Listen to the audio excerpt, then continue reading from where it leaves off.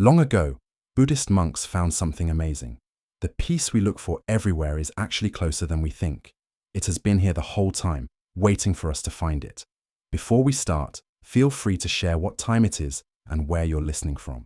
Tonight, you will hear stories that have traveled through hundreds of years, passed from teacher to student in quiet moments. These are not puzzles to figure out or wisdom to remember. They are gentle mirrors that show you something you already know but may have forgotten. The teachers who lived these lessons understood that truth cannot be grabbed with hard work or caught by trying too hard. So there is nothing for you to do tonight except listen. Let your body sink deeper into whatever is holding you up. Let your breath find its own slow speed. These stories work best when you receive them the way earth receives rain, without fighting it, without trying to hold on to every drop. Some will make sense to you right away. Others will simply pass through, doing their quiet work beneath your awareness. There is no finish line we are racing toward, no goal to reach before sleep finds you. So settle in now. Take a slow, deep breath, and let's begin our journey together. In the mountains where fog settles into valleys each evening, there was a temple that looked out onto a still pond. The temple had stood for 300 years. Its wooden beams were dark with age. Its gardens were cared for by many generations of monks who understood that taking care of the earth was itself a form of meditation. Cherry trees grew along the stone paths, and in spring their petals would fall like snow onto the temple roof. A monk named Joshin lived at this temple. He had arrived as a young man and stayed for 40 years, learning the rhythms of the place until they became his own rhythms. The other monks said that Joshin moved differently than most people, as if he was never in a hurry but also never wasting time. When he walked through the garden in the morning to care for the flowers, his steps were careful and calm.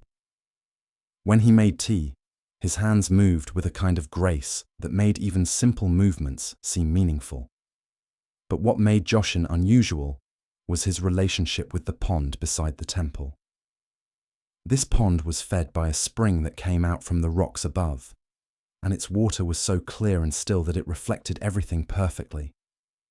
On nights when the moon was full, the reflection was so complete that visitors sometimes had trouble telling which moon was real and which was the reflection.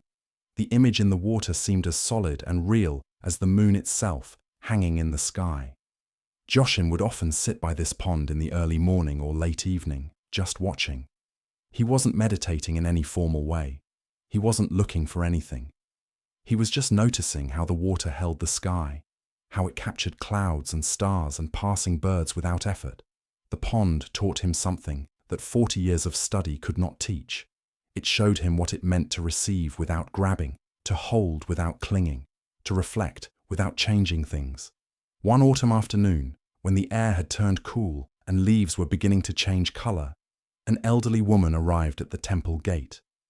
Her name was Fumiko, and everyone in the village knew her as someone who carried worry like other people carried water, constantly and with great effort. Her face showed the lines of decades spent worried about children, about money, about what people thought, about everything that could go wrong, and often did. She found Joshin kneeling beside a bed of chrysanthemums, pulling weeds with careful attention. She stood watching him for a moment, noticing how he seemed completely focused on this simple task, as if there was nothing else in the world but these flowers and these weeds and this moment of caring for them. "Joshin," she said finally, and he looked up with a face so open and present that she almost forgot what she had come to say. "Fumiko," he said warmly, standing and brushing soil from his hands. "You are welcome here.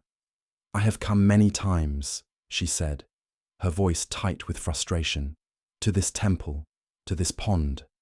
Sometimes I sit here for an hour watching the water and the reflected moon at night.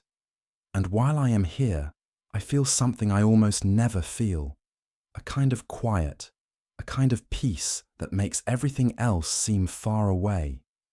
She paused, her hands twisting the edge of her shawl. "But then I return home, back to my house, to my daily life, to all the problems and worries that wait for me. And within an hour, sometimes within minutes, that peace is completely gone. It disappears like morning mist. I am back in my usual state, worried and troubled, my mind spinning with worry. She looked at him with eyes that held both hope and desperation. What can I do? How can I carry this peace with me when I leave this place? Because if I cannot, then what is the point? I cannot live at the temple. I have a life, responsibilities, but that life feels like drowning. And this place is the only time I can breathe. Joshin listened to all of this without interrupting, his attention complete.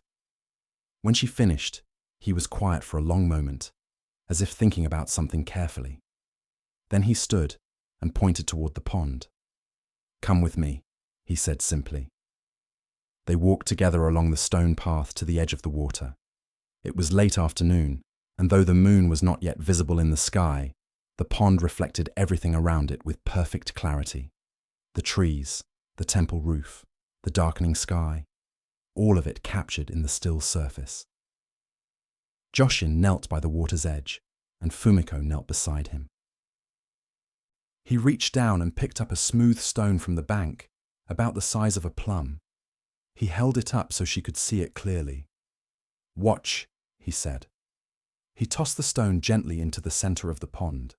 It landed with a soft splash, and immediately the surface burst into ripples. Circles spread outward from where the stone had entered, overlapping and mixing with each other. The perfect reflection of the trees and sky broke apart into pieces. Everything that had been clear became confused and broken. The surface that had been a mirror became chaos. "Look," Joshin said softly. "When the surface is disturbed, the reflection breaks apart. The trees seem to shatter. The sky seems to tear into pieces. But what is actually broken? The trees are still standing. The sky is still whole. Only the surface of the water is disturbed." They sat together in silence, watching. Slowly, very slowly, the ripples began to settle. The circles grew wider and fainter, their energy fading. The water started to calm, and gradually the reflection returned. First vague shapes, then clearer images, and finally the perfect mirror-like surface was restored. The trees stood whole in the water. The sky was complete again. Nothing had actually been broken at all. "The storms of your life," Joshin said, his voice barely louder than the sound of water lapping against the bank, "are like the ripples on this pond. They disturb the surface. They make everything seem broken and chaotic, but they do not touch what lies beneath. The depth of the water remains calm, even when the surface is wild." Fumiko stared at the now still water, something shifting in her understanding.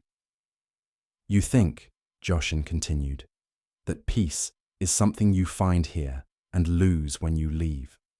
But peace is not a thing you can carry like a possession. It is not something that exists in one place and not in another. Peace is what remains when you stop adding to the disturbance." He picked up another stone and held it. "Watch again." He threw this stone into the water, and once more the ripples spread across the surface, destroying the reflection. But this time, Fumiko noticed something different. She noticed that the disturbance came from the stone, from the outside action. The water itself was not creating the chaos. It was simply responding. And even in responding, it was already beginning to settle. "Your mind is like this water," Joshin said. "By nature, it is still and clear. It reflects reality accurately when it is undisturbed, but life throws stones into it constantly, problems, fears, memories, worries. Each one creates ripples. And when many stones are thrown quickly, the surface never has a chance to settle. It becomes constant chaos." He looked at Fumiko directly. "But you are not the ripples. You are the water. The depth of you, the essence of what you are, remains undisturbed no matter what happens on the surface. The practice is not to carry peace from here to there. The practice is to recognize that peace is always present beneath the disturbance, to identify yourself with the depth rather than the surface. Fumiko felt something crack open inside her, as if a door she had not known was closed suddenly swung wide. All these years, she had been trying to calm the ripples, to stop the stones from being thrown, to prevent her life from disturbing her peace. But she had never considered that the ripples were just ripples, and beneath them, something else remained constant. "How do I do that?" she asked, her voice small. "How do I find that depth when everything around me is chaos?" "You do not find it," Joshin said. "You recognize it. It is already here. When you notice that you are disturbed, pause just for a moment. Notice that there is an awareness watching the disturbance. That awareness is like the depth of the pond. It can observe the ripples without becoming them." He stood, and she stood with him. The water before them was completely still again, reflecting the first stars that were beginning to appear in the darkening sky. "The art of presence," Joshin said, "is simply this: to remain aware of the depth, even when the surface is wild. Not to stop the ripples, but to know that you are more than the ripples. To let life throw its stones without believing that each splash is who you are." They walked back toward the temple together. Fumiko's mind was full of this new understanding, turning it over, examining it. For the first time in longer than she could remember, she felt something that was not the desperate clinging to a temporary peace, but a recognition of something that perhaps could not be lost because it had never been absent. When she left the temple that evening, the first thing that happened was that her neighbor stopped her to complain about a property boundary. The stone had been thrown, the ripples began. But this time, Fumiko noticed something different. She noticed that beneath the irritation and the urge to argue, there was a space that was not irritated, a quiet depth that was simply watching all of this happen. She did not become suddenly peaceful. The ripples were still there, but she was not drowning in them. She was the water, and the ripples were just something happening on the surface. This story points to something that lives at the heart of Zen Buddhism, the recognition that we are not our disturbances. We spend our lives trying to calm the surface, trying to prevent ripples, trying to keep the water perfectly still. We think that peace means having no problems, no challenges, no difficulties. And so we exhaust ourselves trying to control everything that might disturb us. But the water of the pond does not resist the stone. It does not try to prevent ripples. It simply receives what comes, responds naturally, and returns to stillness when the energy of the disturbance passes. The depth of the water is never troubled by what happens on the surface. In Zen, there is a teaching about the original nature of mind. Before we fill it with stories and beliefs and identifications, the mind is naturally clear and still, like the undisturbed surface of water. It reflects reality accurately, without adding anything to it. But then life begins, and stones start falling. Experiences, conditioning, trauma, all the countless events that create patterns of reaction. The surface becomes constantly disturbed, and we forget that the depth was ever still. We come to believe that we are the disturbance. We think our anxiety is who we are. We think our anger is who we are. We think our endless thinking is who we are. But these are just ripples, patterns of energy moving across the surface of something much deeper. Joshin's teaching to Fumiko was not about stopping the ripples. It was about recognizing what watches the ripples. That awareness, that capacity to observe our own disturbance, is itself undisturbed. It is like the depth of the pond, present and calm, even when the surface is chaos. This recognition does not make problems disappear. Life will continue to throw stones.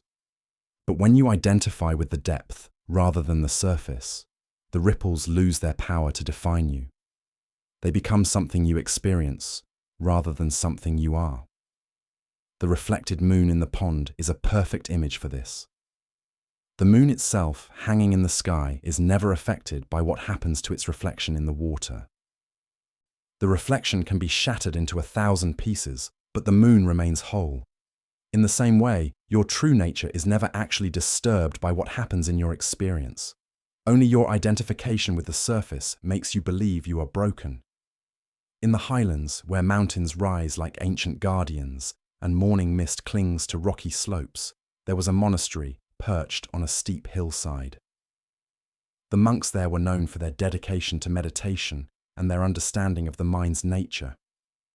They spent hours in silence, learning to observe the movements of consciousness with the same attention a craftsman brings to delicate work. A monk named Tenzo lived at this monastery. He was perhaps 40 years old, with the kind of presence that drew people to him without him seeking attention. His eyes held a quality that others found comforting, as if he could see what troubled them without judgment. When younger monks came to him with their struggles, he rarely gave advice. Instead, he would ask questions that turned their attention in directions they had not considered. Tenzo had a practice that others found unusual. Every morning before dawn, before meditation, before the day's work began, he would climb the steep path behind the monastery to the top of the nearest hill. This was not a small walk. The path was rocky and difficult, winding through stands of pine and over loose rocks, where a careless step could mean a painful fall. It took nearly an hour to reach the top, but Tenzo made this journey every single morning, in all weather, in rain and wind, in the deep cold of winter when ice made the path dangerous. In the heat of summer, when the climb left him soaked with sweat, he would reach the top, sit on a flat rock that faced east, and remain there for perhaps 20 minutes. Then he would come back down and return to the monastery in time for the morning meal. The younger monks were curious about this practice. Some thought he was doing a special meditation. Others believed he had a secret teaching he was working with. A few thought perhaps he just enjoyed the view, but no one asked him directly because there was something about Tenzo that made people hesitate to question him casually. One autumn, a young monk named Kenji arrived at the monastery. He was bright and eager, the kind of student who asks many questions and wants to understand everything. He had studied Buddhist philosophy at several temples and had an impressive knowledge of sutras and commentaries. But despite all his learning, he was troubled by something he could not name, a restlessness that no amount of study had resolved. He noticed Tenzo's early morning departures immediately, and his curiosity was intense. What was the older monk doing up there? What practice was he engaged in? After 3 weeks of wondering, Kenji decided to follow. One morning, well before dawn, Kenji positioned himself on the path where he could see when Tenzo began his climb. The older monk emerged from the monastery gate just as the first hint of light touched the eastern sky, barely enough light to see by. Kenji waited until Tenzo was well ahead, then began following, staying far enough back that he would not be noticed. The climb was harder than Kenji had expected. He was young and fit, but the path demanded careful attention to every step. Several times he nearly turned back, wondering if this was worth the effort. But his curiosity drove him forward. When he finally neared the top, he slowed and approached carefully, not wanting to disturb whatever practice Tenzo was engaged in. He found a spot behind a large boulder where he could watch without being seen. What he saw confused him. Tenzo was simply sitting, not in formal meditation posture, but naturally on the flat rock facing east. His eyes were open, looking out over the valley below where the monastery sat, tiny in the distance. The sky was beginning to brighten, shifting from black to deep blue to a pale grey. Tenzo was not chanting. He was not moving through any formal practice. He was just sitting there, breathing, watching the sky. Kenji waited, expecting something to happen, some ritual, some practice, some secret teaching to reveal itself. But nothing happened. Tenzo just sat, completely still, his attention on the horizon. Then slowly, the sun began to rise. The sky turned orange, then pink, then gold. Light spread across the valley like water filling a bowl. The world transformed from shadow into form, from darkness into color. The monastery below became visible, its walls catching the first rays. The trees emerged from the general darkness into individual presences. Birds began to call. and Tenzo sat watching all of this with an attention that was complete, but somehow effortless. He was not concentrating hard or trying to see something. He was simply present to what was happening, the way water is present to itself. When the sun had fully cleared the horizon and the day had definitely begun, Tenzo stood, stretched slowly, and began walking back down the path. Kenji stayed hidden until the older monk was well ahead, then followed. His mind was full of questions. What was the point of that? What had Tenzo been doing? Just watching the sunrise. Anyone could do that. Where was the deep practice? The secret teaching? He spent the day troubled by this. He had expected something meaningful, something that would explain Tenzo's dedication to this daily climb. But he had seen nothing that seemed significant. That evening, Kenji found Tenzo working in the garden, tending to the vegetables that would feed the monastery through winter. He approached with the kind of awkward determination of someone who has decided to be bold. "Tenzo," he said, bowing respectfully, "I must confess something. This morning I followed you to the hilltop." Tenzo looked up from his work, and if he was surprised or bothered by this, he did not show it. He just nodded slightly and returned to examining a squash vine. "I wanted to understand your practice," Kenji continued. "Why you climb that difficult path every morning. I thought there must be some special meditation you were doing, some teaching I could learn from." "And what did you see?" Tenzo asked, his attention still on the plants. "Nothing," Kenji said, frustration creeping into his voice. "You just sat there watching the sunrise. That is all. Just sitting and watching."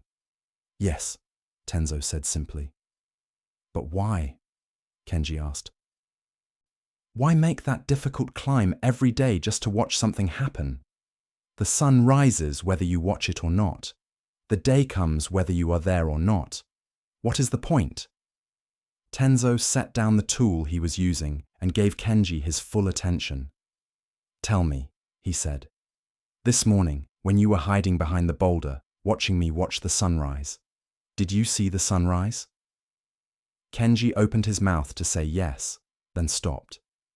He realized he had been so focused on watching Tenzo, so busy trying to figure out what the practice was, so occupied with his own questions and confusion, that he had barely noticed the sunrise itself. It had happened while he was looking at something else. "I see," Kenji said quietly. "No," Tenzo said gently. "That is the problem. You did not see. You were too busy looking for meaning to notice what was actually present." He stood and brushed dirt from his hands.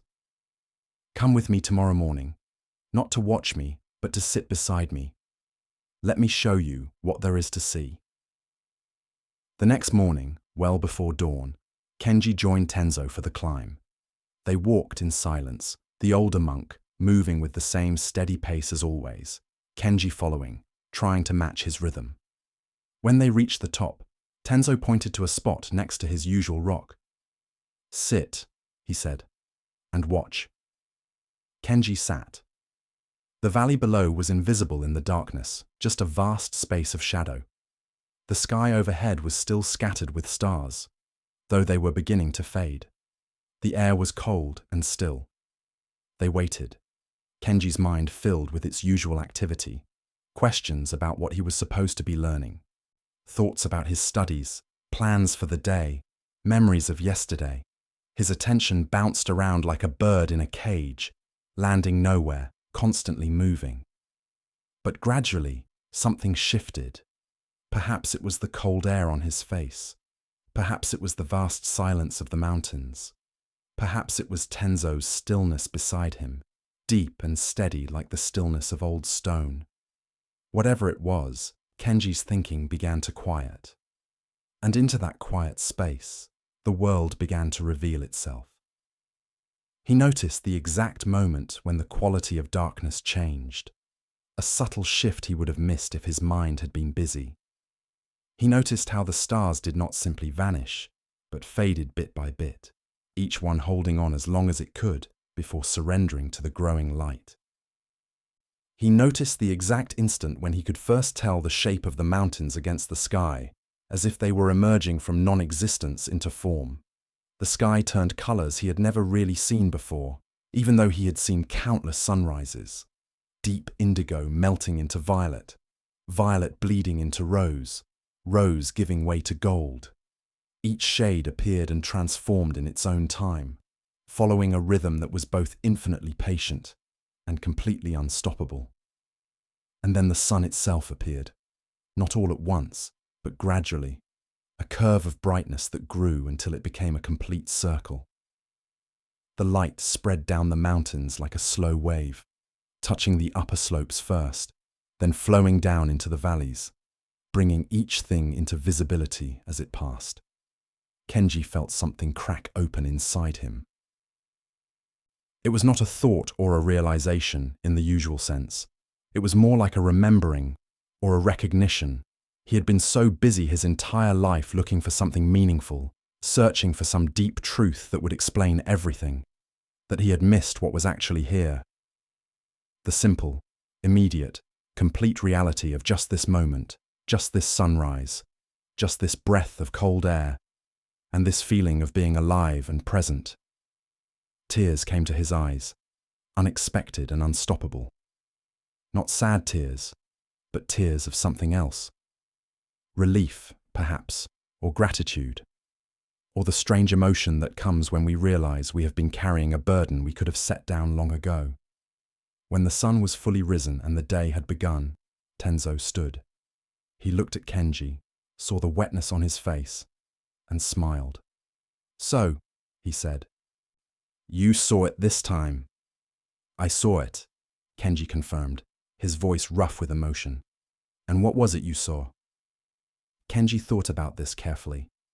"I saw that I have been looking past everything my whole life, searching for something hidden, something special, something more meaningful than what was right in front of me. And in doing that, I missed everything that was actually here." Tenzo nodded. "Yes, the thinking mind is like a cloud that covers the sun. It is not bad. It is just doing what clouds do. But when it covers everything, we forget that the light is still there. We just cannot see it through the thickness of our own constant thinking." They began the descent together, and this time, Kenji noticed 1,000 things he had missed on previous walks. The way the light fell through the pine needles, the sound of small creatures moving in the undergrowth, the smell of the earth, and the particular quality of the morning air. All of it had always been there, but he had been too lost in his thoughts to notice. "Every morning," Tenzo said as they walked, "I climb this hill, not because the sunrise is special, but because I need to remember. The thinking mind is persistent. Every day it builds new clouds. Every day it tries to cover the simple presence of reality with its stories and questions and meanings. And every day I need to clear those clouds away and see directly what is here." "Is that what Zen practice is?" Kenji asked. "Zen practice," Tenzo said, "is learning to see through the clouds, to recognize when your thinking is covering your direct experience. The sunrise is a good teacher for this because it does not wait for you to understand it. It does not care if you have deep thoughts about it. It just happens, with or without your understanding. And in its simple happening, it shows you what direct experience is like when the clouds part." The teaching here speaks to something we all experience but rarely recognize. We live most of our lives lost in thought, in the cloud layer of the mind, and we mistake that cloud layer for reality itself. We think our thoughts about our experience are the same as the experience. We think our judgments, our interpretations, our stories about what is happening are what is actually happening. But Zen points to something different. It points to the possibility of direct experience, unfiltered by the constant commentary of thought. When Kenji first followed Tenzo, he was so busy trying to figure out what it all meant that he missed the actual event. His thinking covered the sunrise like a cloud covers the sun. This is how we live. Something beautiful happens, and we are busy photographing it, or thinking about what it means, or comparing it to other beautiful things. Someone speaks to us, and we are busy forming our response, or judging what they are saying, or thinking about something else entirely. The present moment unfolds, and we are lost in thoughts about the past or fantasies about the future. The clouds are not evil. Thinking is not wrong. The mind creates these clouds naturally as part of what it does. But when we never see past the clouds, when we never recognize that there is a direct reality beyond our thoughts about reality, we live in a kind of blindness. We experience our interpretations rather than what is actually here. When Kenji finally sat still enough for his thinking to quiet, the world revealed itself. Not a different world, but the same world seen without the constant filter of interpretation. The sunrise was not more beautiful because he was present to it. It was always that beautiful. But now he could actually see it, because his clouds had temporarily parted. This is available to all of us, in any moment, not just during sunrises on mountains, but here, now, wherever you are. The thinking will continue. The clouds will keep forming. But between the thoughts, in the gaps, there is direct contact with reality. A sound happens, and for a split second before you name it or judge it, there is just the pure experience of the sound. A sensation arises in your body. And before you label it or make a story about it, there is just the direct feeling of it. These gaps are like the sunrise breaking through the clouds, brief moments when you experience life directly rather than through the filter of thought. And the practice, as Tenzo showed, is simply to notice these moments, to recognize when the clouds part, to see that there is a difference between thinking about your life and actually living it. Along the coast, where fishing boats returned each evening with their catch, there was a village painted in soft colors that had faded from years of salt air and sun. The houses faced the water, and in the mornings the smell of the sea mixed with the smoke from cooking fires. At the edge of this village, in a small dwelling made of weathered wood, lived an old Zen teacher named Soren. Soren had lived by the sea for so long that people said he could read the water like others read books. He knew when storms would come by watching the horizon. He knew the tides by some inner clock that needed no reference. The fishermen respected him, though he was not a fisherman himself. He simply understood the rhythms of the ocean in a way that felt natural to him. One spring afternoon, a young woman named Ayame arrived in the village. She had traveled a long way, following stories she had heard about Soren's wisdom. She was perhaps 25 years old, with intelligent eyes that held a question she could not quite name. She had studied at a university in the city, then worked in various positions, then traveled to different places, always searching for something that seemed just out of reach. She found Soren sitting on the small dock behind his house, mending a fishing net that belonged to one of the village fishermen. His hands moved with practiced ease through the knots and repairs, not hurrying, but not wasting any motion. "Teacher Soren," she said, bowing respectfully, "I have come seeking guidance. I feel as though I do not know myself. I have tried many paths, studied many things, but I still feel uncertain about who I truly am beneath all the roles I have played." Soren looked up from his work, studying her with calm attention. He saw a young person carrying the weight of many expectations, many ideas about who she should be, many voices in her head telling her what would make her valuable or worthy or successful. "Come with me," he said simply, setting down the net. He led her along the shore to where a small boat was pulled up on the sand. It was a simple wooden boat, old but well maintained, with 2 oars resting inside. Without explanation, he pushed the boat into the shallow water and pointed for her to climb in. She hesitated only a moment before stepping carefully into the boat and sitting on the narrow bench.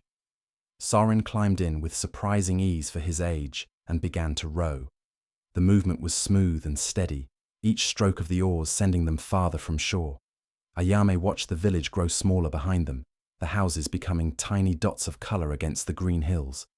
They rowed for perhaps half an hour, until the shore seemed far away, and the ocean spread around them in every direction. The water was calm, moving in long, slow swells that lifted and lowered the boat in a gentle rhythm. Seabirds called overhead, and the sun was warm on Ayame's face. Then Soren stopped rowing. He pulled the oars into the boat and sat quietly, looking around at the vast space of water and sky. Ahead of them, perhaps 200 meters distant, a small island rose from the sea. It was barely large enough to be called an island, just a rocky outcrop with a few hardy plants growing in the cracks, and a single twisted tree that had somehow found purchase in the stone. No one lived there. It was too small, too exposed to the weather, but it existed, solid and real, in the middle of all that water. "That island," Soren said, pointing. "You will stay there for 3 days." Ayame felt surprise rise in her chest. Stay there, but there is nothing there. No shelter, no food. "There is rock and sky and water," Soren said. "There is yourself. That will be enough." He reached into a bag he had brought and pulled out a water flask and a small bundle wrapped in cloth. "Water for 3 days, some rice and dried fish. Enough to keep you alive, but not comfortable." He rowed closer to the island, and when the water was shallow enough, Ayame stepped out onto the rocks, holding the flask and the food bundle. The boat scraped against stone. "Why are you doing this?" she asked, feeling uncertain about being left alone in such a place. "You said you do not know yourself," Soren replied. "Here, there is nothing to distract you from finding out. No roles to play, no one to impress, no schedules or obligations or expectations. Just you and the simple fact of being alive in this place for 3 days." He pushed the boat back into deeper water. "I will return on the morning of the 4th day. Until then, just be here. Watch the water, watch the sky, watch your own mind. See what remains when everything else is stripped away." Then he was rowing back toward the village, and Ayame was alone on the small island, with only the sound of waves against rock and the cry of gulls wheeling overhead. The first hours were difficult. Her mind raced with questions and reactions. What was she supposed to do here? How was this supposed to help?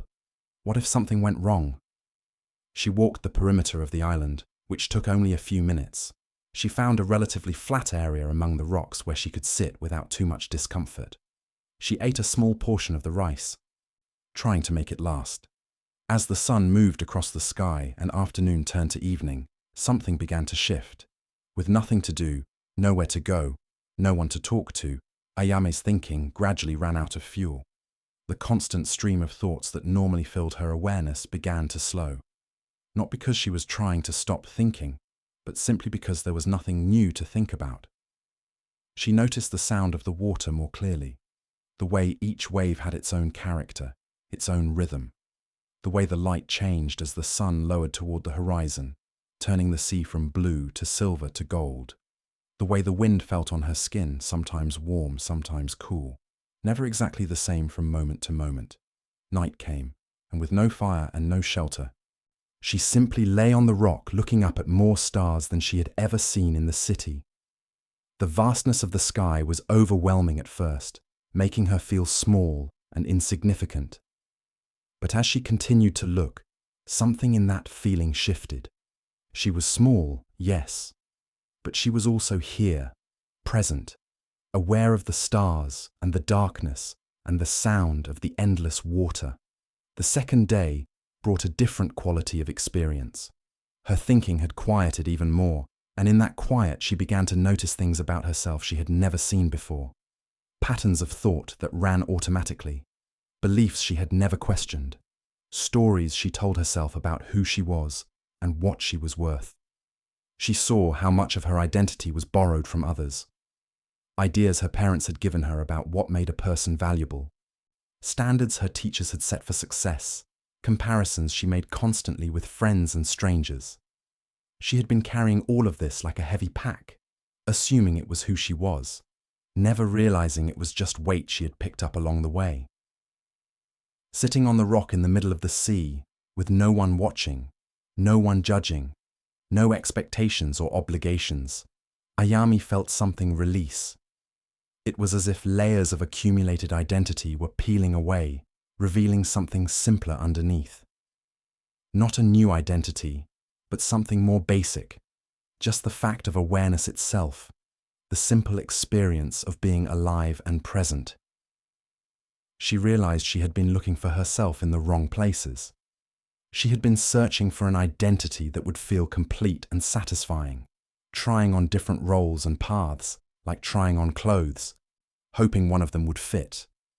But what she found here, in the silence and solitude, was that beneath all those roles and identities, there was just this, just awareness experiencing itself, just being here, breathing, feeling, seeing.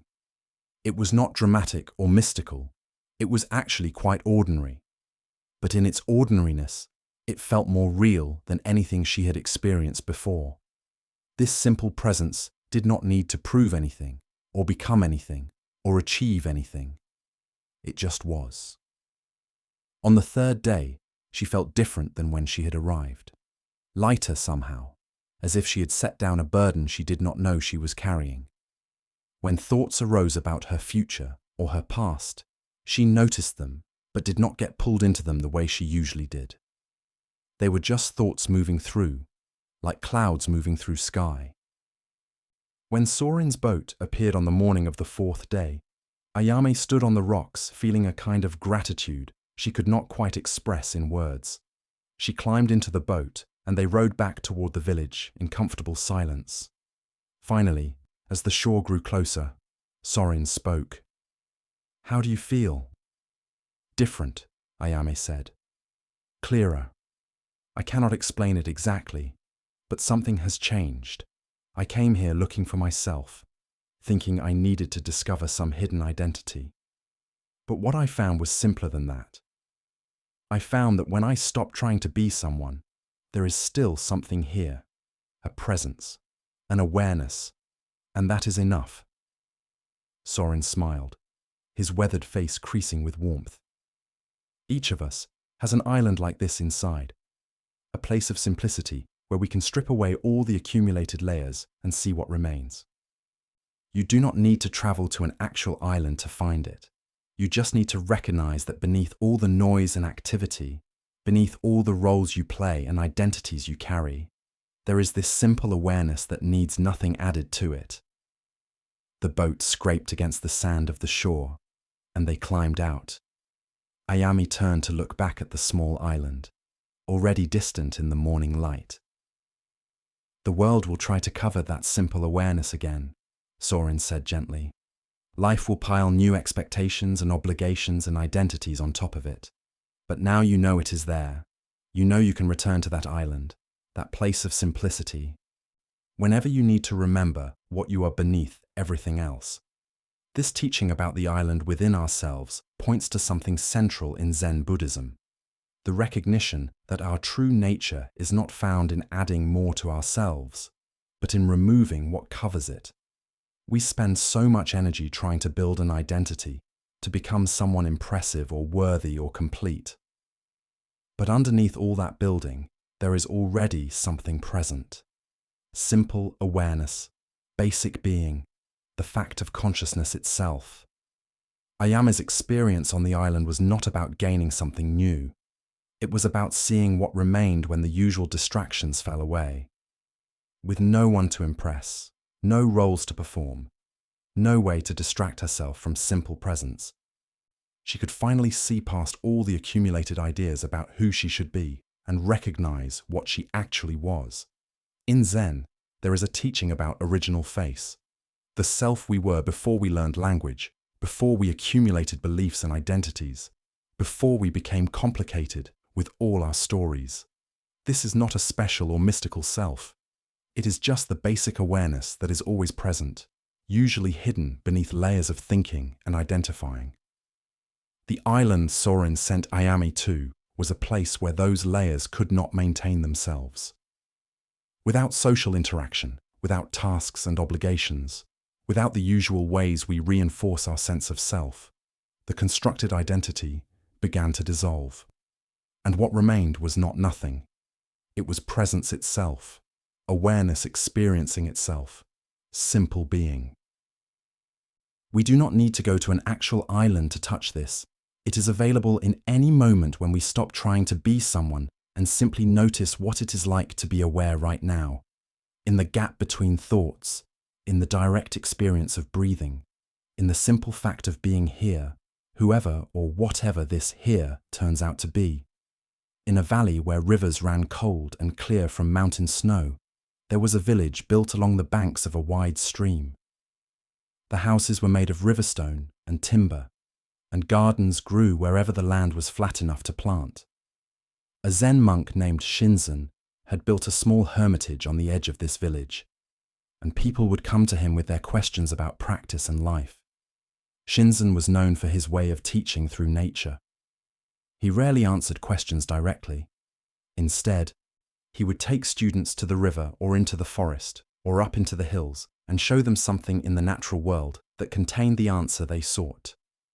Those who studied with him learned to see teaching everywhere, in the way water moved over stones, in how trees bent in wind, in the endless variations of the changing seasons. One afternoon in late summer, a young man named Daiki came to Shinzen's hermitage. He was in his early 30s, with an intensity about him that suggested someone who thought deeply about things. He had been practicing meditation for several years and had some understanding of Buddhist teachings, but something troubled him. Shinzen welcomed him with tea, and they sat in the simple room looking out at the garden, where late summer flowers were beginning to fade into autumn. "Teacher," Daiki said, his hands wrapped around the warm teacup, "I find myself resisting change. I understand intellectually that everything is impermanent, that change is natural and unavoidable, but emotionally, I keep trying to hold on to things. When something good happens, I want to freeze it in place. When something difficult arises, I want to push it away. I exhaust myself with this constant resistance, but I do not know how to stop." Shinzen listened quietly, his attention complete. When Daiki finished, the teacher stood and pointed toward the door. "Walk with me," he said. They left the hermitage and walked through the village, past houses where people were beginning to prepare evening meals, past gardens where late vegetables were being harvested. They walked until they reached the river that ran through the valley, wide and strong with late summer flow. The riverbank was covered with stones of all sizes, from pebbles to boulders larger than a person. The water moved around these stones, creating patterns of current and eddy, sounds of gurgling and rushing. Shinzen led Daiki to a place where the bank was flat and easy to walk on. He bent down and picked up a smooth river stone about the size of his palm, dark grey and polished by countless years of water flowing over it. "This stone," Shinzen said, holding it so Daiki could see clearly, "how long has it been in this river?" "Many years," Daiki said, "perhaps hundreds of years. And in all that time, the water has been flowing over it, around it, against it, day after day, year after year. The stone sits here, solid and unchanging in its essential nature. The water flows, constantly moving, never the same from one moment to the next. Watch." He waded into the shallow edge of the river and placed the stone gently in the current. The water immediately began to flow around it, creating small patterns of movement, swirling and eddying. The stone remained still while the water moved. "What do you notice?" Shinzen asked. Daiki watched for a moment. The water adapts to the stone. It does not try to move it or push it out of the way. It simply flows around it, accepting the stone as part of its path. "Yes, and the stone. The stone sits there. It does not try to stop the water or redirect it. It just remains itself while the water flows around it." Shinzen nodded. Neither fights the other. The stone does not resist the water's flow. The water does not resist the stone's presence. They exist together, without conflict. He waded back to shore and pointed for Daiki to follow him upstream a short distance to where the river narrowed, and the current became stronger. Here, larger stones created more dramatic patterns in the water, white foam and turbulence marking where the current met solid rock. "Here the flow is stronger," Shinzen said, The force of the water is greater, but still the stone does not resist. It allows the water to move how the water moves, and the water shapes itself around the stone without struggle. They stood watching the play of water and stone, the endless variations of movement and stillness, change and permanence. "You are both," Shinsen said quietly. "You are the stone, rooted in your essential nature, the awareness that remains constant through all changes. And you are also the water, flowing and changing, moving through circumstances that are never the same twice." He picked up another stone, smaller this time, and tossed it into the current. It landed with a splash and disappeared beneath the surface. The water accepted it, incorporated it, flowed on. "When you resist change," Shinsen continued, "you are like a stone trying to stop the water's flow. It is exhausting and impossible. The water will flow whether the stone wants it to or not. But when you see that you are also the water, that change is your nature as much as stability is, then there is no conflict." Daiki felt something shift in his understanding, though he could not quite put it into words yet. "But how do I practice this? How do I be both stone and water?" Shinzen smiled. "You already are both. The practice is simply recognizing it. When change comes, notice the part of you that wants to resist. That is natural. But also notice the part of you that is aware of the change, that can observe your own resistance without being overwhelmed by it. That awareness is like the stone, stable and unchanged, even as emotions and circumstances flow around it." He bent down and ran his hand through the water, letting it slip through his fingers.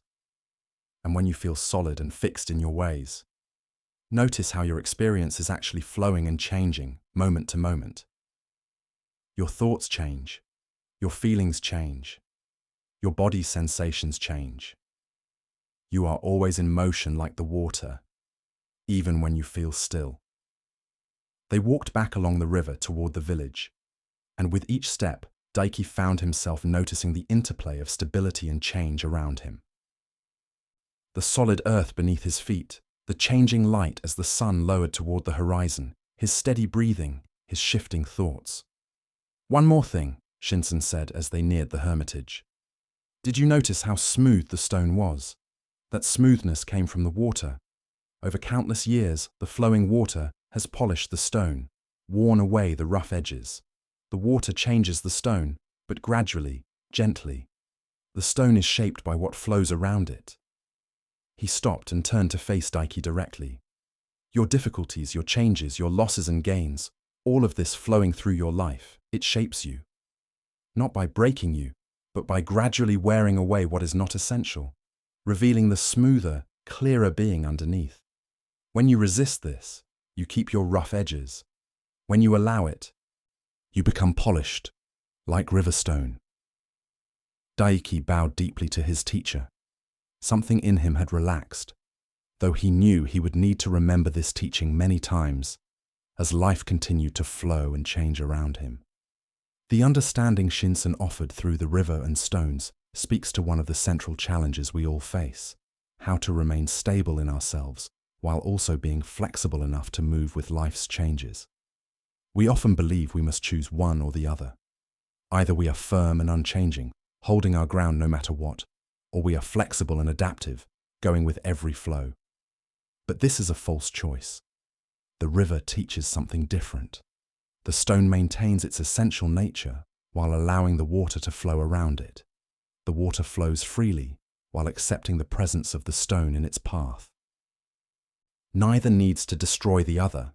Neither needs to deny the other's existence. They coexist naturally, each doing what it does without conflict. In Zen, there is a teaching about being like bamboo in wind.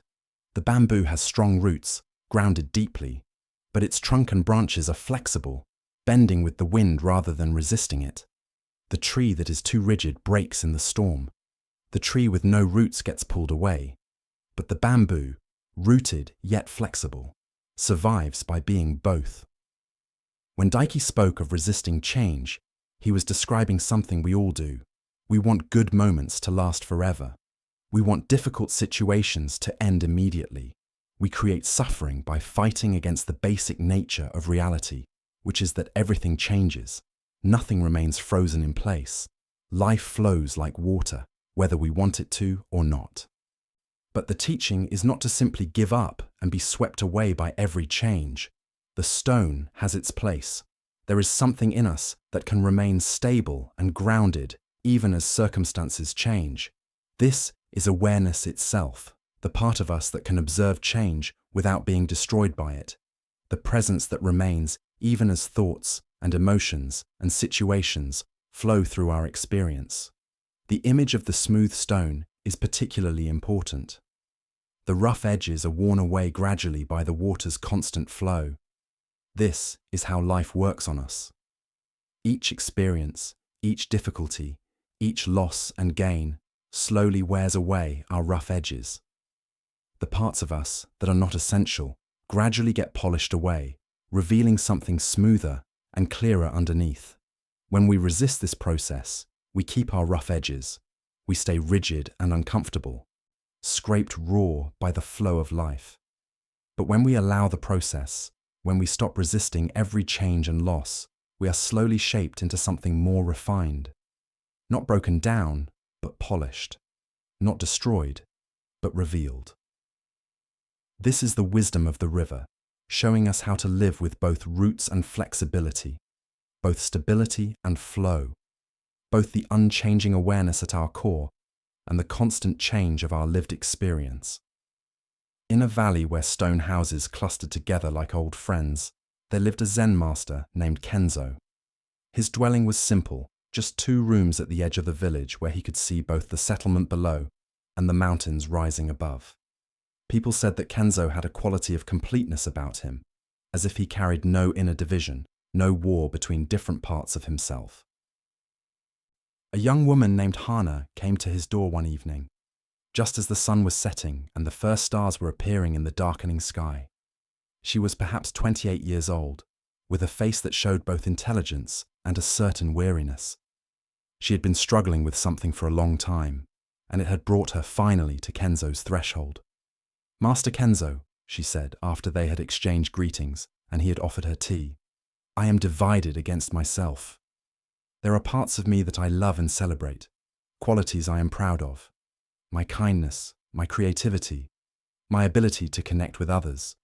But there are other parts I despise. My jealousy when others succeed, my pettiness over small slights, my capacity for judgment and criticism. I try to strengthen the good parts and get rid of the bad parts. But the bad parts never go away. I feel like I am in a constant battle with myself, and I am so tired of fighting." Kenzo listened with complete attention, his eyes gentle and understanding. When she finished speaking, he stood and pointed toward the door. "Come outside with me," he said. "There is something I want to show you." They walked out into the evening air, now cool with the approach of night.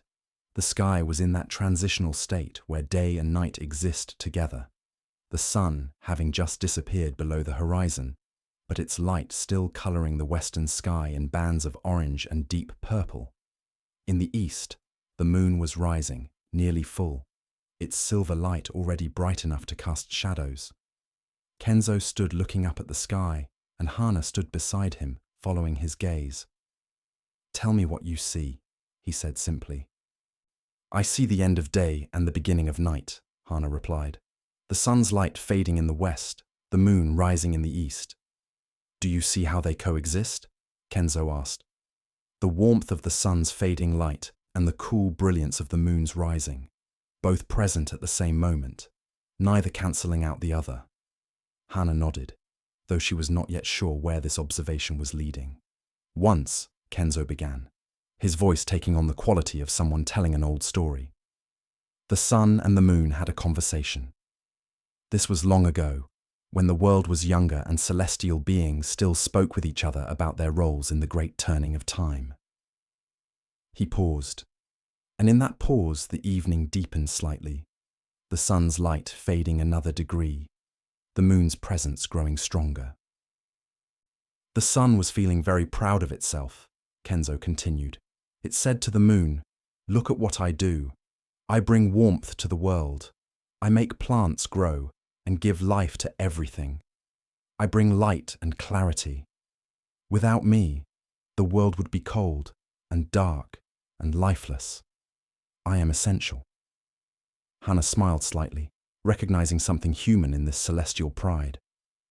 The moon listened quietly, Kenzo went on. Then it replied, "But son, you do not know the beauty of darkness. You do not understand the peace that comes with night.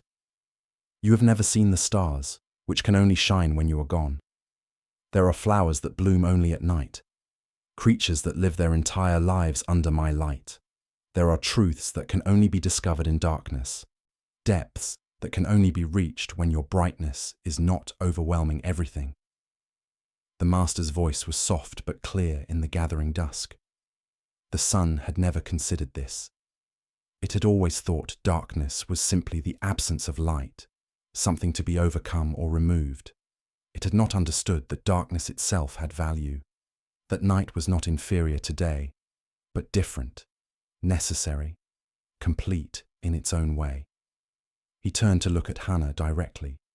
Both the sun and the moon have their place in the pattern of time. The sun brings vitality and growth. The moon brings rest and reflection. Day allows us to work and build and see clearly. Night allows us to dream and restore and see in different ways. Neither is complete without the other. The world needs both. Something stirred in Hannah's understanding, though she had not yet grasped the full teaching. "You speak of fighting against parts of yourself," Kenzo said, "of trying to get rid of qualities you consider bad while keeping only the qualities you consider good. But this is like the sun trying to eliminate the moon, or day trying to prevent night from ever coming. It goes against the basic nature of how things are." He pointed to the sky, where both the last light of sun and the bright light of moon coexisted. "Your jealousy and your kindness are both parts of you. Your judgment and your compassion exist together. The parts you despise are not separate from the parts you celebrate. They are aspects of the same wholeness, like day and night are aspects of the same turning of time." Hannah felt a resistance rising in her. But surely some qualities are better than others. Surely kindness is preferable to jealousy, compassion to judgment. "Is night preferable to day?" Kenzo asked gently. "Or is each simply what it is, serving its purpose in the larger pattern? Your jealousy shows you what you value. Your judgment reveals your standards and expectations. Even the qualities you despise carry information, show you something about yourself, have their role in the complete picture of who you are." They stood in silence as the evening continued to deepen. The sun's light was now just a thin band of color on the horizon. The moon had risen higher, its light growing stronger as the day's light faded. "The practice is not to get rid of parts of yourself," Kenzo said. "The practice is to see the whole, to recognize that you are like the sky, large enough to hold both sun and moon, day and night, light and shadow. When you stop dividing yourself into good parts and bad parts, when you stop fighting against half of your own nature, you discover a kind of peace that comes from being whole." Hannah thought about this for a long time, watching as the last of the sun's light disappeared and the night became complete. The moon now ruled the sky, bright and clear, casting silver light across the valley. "But how do I accept the parts I have spent years trying to change?" she asked finally. "How do I stop fighting when fighting has become my habit?" "Start by noticing," Kenzo said. "When jealousy arises, instead of immediately judging it as bad and trying to push it away, simply notice it. Ah, jealousy is here. What is it showing me? What do I value that makes this jealousy possible? When judgment arises, instead of feeling ashamed of being judgmental, simply observe, ah, judgment is here. What standard am I holding that makes this judgment appear?" He turned to face her fully. "The moon does not apologize for being cool instead of warm. The night does not feel ashamed for being dark. They simply are what they are, serving their role. In the same way, each aspect of you, even the ones you dislike, is simply part of the complete pattern. When you stop fighting them, they stop being problems. They become just aspects of your nature, arising and passing according to conditions, no more significant than the turning of day into night. Hannah felt something release inside her, as if a fist that had been clenched for years was finally opening. She had spent so much energy fighting against herself, trying to be only light with no shadow, only day with no night. And that fighting had exhausted her, leaving her divided and incomplete. "So I am both," she said quietly. "Both sun and moon, both day and night, both the qualities I love and the qualities I struggle with. And the peace comes not from winning the fight, but from ending it." "Yes," Kenzo said simply. "You are the whole sky, large enough to hold everything." They stood together in the moonlight, and for the first time in longer than she could remember, Hannah felt a kind of unity within herself. Not because the difficult parts had disappeared, but because she had stopped making them into enemies.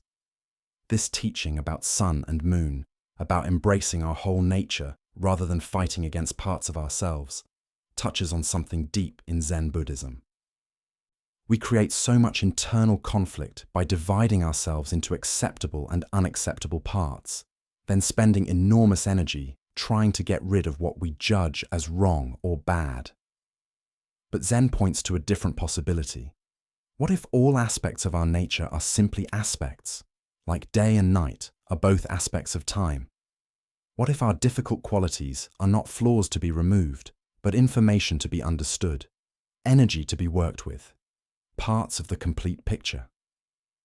The sun in the story represents our sunny disposition, the parts of ourselves we are proud of and comfortable showing to others. These are real and valuable, but the sun does not see the stars. It cannot know what reveals itself only in darkness. Similarly, if we only accept our pleasant qualities, we miss what can be learned from our shadow side. The moon represents qualities that emerge in darkness, in the hidden parts of ourselves. These are not inferior to day qualities. They are simply different, serving different purposes. The person who never feels jealousy might also never know what they deeply value. The person who never judges might also never develop discernment. Even our difficult qualities carry wisdom when we learn to see them clearly, rather than fighting against them. When we stop fighting ourselves, when we recognize that we are large enough to contain both light and shadow, something remarkable happens. The qualities we struggled against often lose their power over us. They become less problematic precisely because we are no longer in conflict with them. Like the moon that simply is what it is without apologizing for not being the sun, our difficult aspects become just part of the weather of our inner life, arising and passing according to conditions. High in the mountains where snow remained on the peaks, even in summer, there was a hermitage so remote that only the most dedicated seekers would make the journey to reach it. The path climbed through forests of pine that gradually thinned into rocky slopes where only the hardiest plants could grow. At the highest point accessible before the eternal snows began, a small stone dwelling stood, barely visible against the mountain itself. A monk named Riku had lived in this hermitage for 7 years. He had come seeking solitude, seeking to understand his own mind through intensive practice, away from the distractions of the world below. His days followed a simple rhythm: meditation, simple meals, tending to basic needs. More meditation. The silence of the mountains had taught him much, but there was something he had not yet penetrated, a barrier within himself that remained frozen despite years of practice. One winter morning, Riku woke to find the world transformed by snow. It had fallen during the night, deep and silent, covering everything in white. The small lake below his hermitage, which had been partially frozen for weeks, was now completely solid, its surface a perfect sheet of ice covered by a layer of fresh snow. Riku looked at this lake and felt it as a mirror of his own inner state. For all his years of practice, for all his meditation and insight, There were parts of himself he could not access, memories he could not face, emotions he had frozen rather than feeling. He had achieved a kind of peace, but it was the peace of numbness, of keeping everything at a distance, not the peace of genuine openness. Something in him knew it was time to cross the frozen lake, literally and figuratively, time to face what he had been avoiding. He wrapped himself in his warmest robes and began the descent to the lake. The snow was knee-deep in places, and the cold air burned in his lungs. But he continued, step by step, until he stood at the lake's edge. The ice was thick and solid, covered by snow that had fallen soft and deep. Another hermitage stood on the far shore, abandoned now but still intact, a place where monks had lived generations ago. Riku had never crossed to visit it. The lake in summer was too difficult to navigate, and in winter he had always found reasons not to make the crossing. But those reasons, he now understood, were just fear dressed as practicality. He took his first step onto the ice. Even through the snow covering, he could feel how solid it was, how unyielding. The surface held his weight easily, but each step felt tentative, as if at any moment the solid could become fragile. As he walked, Riku became aware of something. This ice beneath his feet was like the barrier he had built inside himself. Solid, seemingly protective, keeping things separated. The lake's water was still there, still fluid beneath the frozen surface, but locked away, inaccessible. He thought about the grief he had never fully allowed himself to feel when his mother died. He had been young, just beginning his training, and he had channeled everything into practice, using discipline as a way to avoid the rawness of loss. The grief had frozen, locked beneath the surface, and he had built his life on top of it. He thought about the anger he carried toward his father, who had expected him to take over the family business and had seen his choice to become a monk as a betrayal. That anger had never been expressed, never been worked through, just frozen, kept at a distance where it could not burn him. He thought about his fear of intimacy, his difficulty connecting deeply with others, choosing remote hermitages and solitary practice because relationships felt too risky, too unpredictable. That fear was frozen too, solid and seemingly immovable. With each step across the ice, these recognitions became clearer. He was not just crossing a frozen lake. He was acknowledging the frozen places within himself, the emotions and experiences he had locked away, rather than allowing himself to fully feel. Halfway across, Riku stopped. The hermitage on the far shore seemed very distant. The hermitage behind him was disappearing into the falling snow. He stood in the middle of the frozen lake, surrounded by whiteness, and felt the full weight of what he had been carrying. Then something unexpected happened. As he stood there in the cold, breathing the sharp air, fully present to this moment of crossing, he felt warmth. Not physical warmth, but something else, a warmth that came from his own attention, from his own willingness to finally face what he had been avoiding. He noticed that his breath, visible in the cold air, was warm. Each exhale created a small cloud of warmth that faded into the surrounding cold.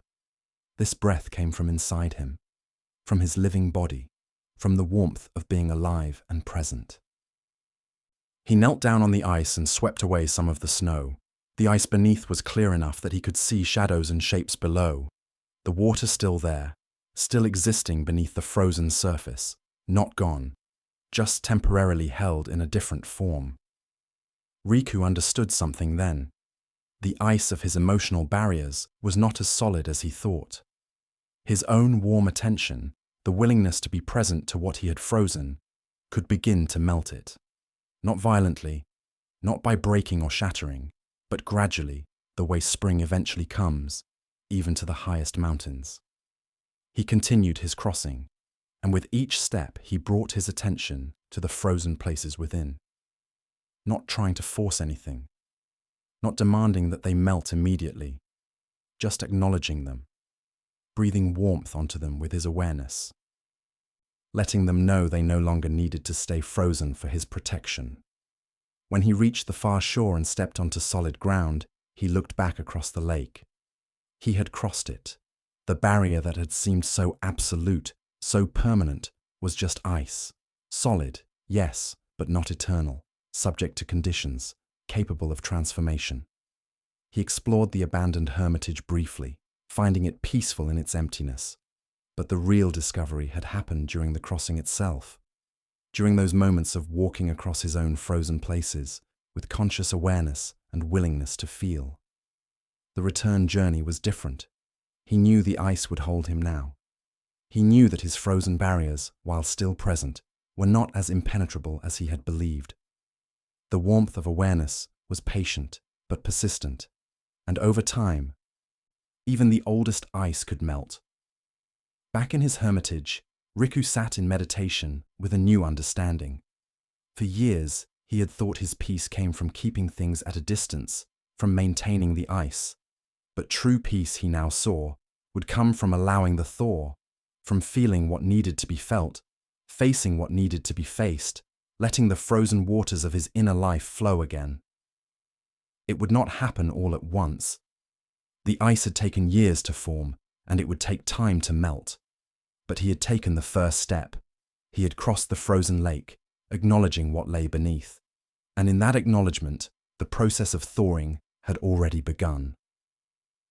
The teaching of the frozen lake speaks to something many of us experience: the way we freeze parts of ourselves as a form of protection. When experiences are too painful, when emotions feel too overwhelming, we sometimes choose numbness over feeling. We build barriers of ice around our tender places, and we tell ourselves, this is strength, this is wisdom, this is moving on. But frozen is not the same as healed. The water beneath the ice is still there, just held in a rigid form. The emotions we never allowed ourselves to feel do not disappear. They remain locked away, taking up space, requiring energy to keep frozen. In Zen Buddhism, there is a teaching about meeting experience directly, without armor, without barriers. This does not mean being overwhelmed or consumed by our emotions. It means being willing to feel what is present, to acknowledge what is true, even when it is difficult. Riku's journey across the frozen lake represents the courage it takes to face our own frozen places. These might be old griefs we never fully mourned, angers we never expressed, fears we never admitted, truths we never spoke, parts of ourselves we rejected or hid away. The ice seems protective. It keeps us from feeling pain, but it also keeps us from feeling fully alive. It takes energy to maintain, and that energy is no longer available for being present to our lives as they actually are. The warmth Riku discovered was the warmth of his own awareness. When we bring conscious attention to our frozen places, when we acknowledge them rather than pretending they do not exist, something begins to shift. Not immediately, not dramatically, but gradually, the way spring comes slowly to frozen ground, melting beginning at the edges, working its way deeper over time. The practice is simple, but requires courage. When we notice frozen places within us, we do not judge them or try to break them forcefully. We simply acknowledge them. We bring our warm breath of awareness to them. We stand willing to feel what has been kept at a distance, and we trust that warmth, applied patiently over time, can melt even the oldest ice. In a forest where ancient trees grew so tall their branches seemed to hold up the sky, there was a monastery that had existed for more generations than anyone could count. The buildings were made of dark wood that had weathered to a rich color, and moss grew on the northern sides of the walls, soft and green. Around the monastery, gardens had been cultivated with the same care as the meditation practice itself, each plant tended as if it were a living teaching. A monk named Isamu had lived at this monastery for 25 years. His particular responsibility was the garden, a role he had taken on not by assignment, but by natural inclination. Something about working with growing things spoke to him in ways that studying texts or sitting in formal meditation did not. The other monks recognized this and respected it, understanding that there are many ways to practice, many paths to the same understanding. Isamu's garden was unlike the formal temple gardens in the city. It was not designed for aesthetic perfection or symbolic meaning. It was a working garden, growing vegetables and herbs that fed the monastery through the seasons.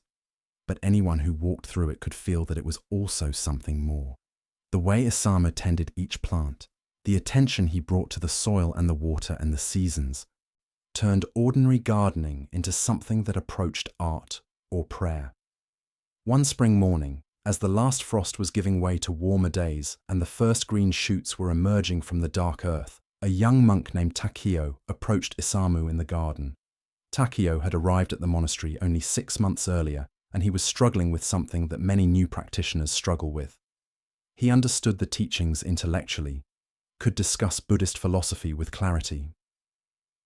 But something was missing, a sense of depth, of real transformation, of the teachings actually changing him from the inside, rather than just living in his head as ideas.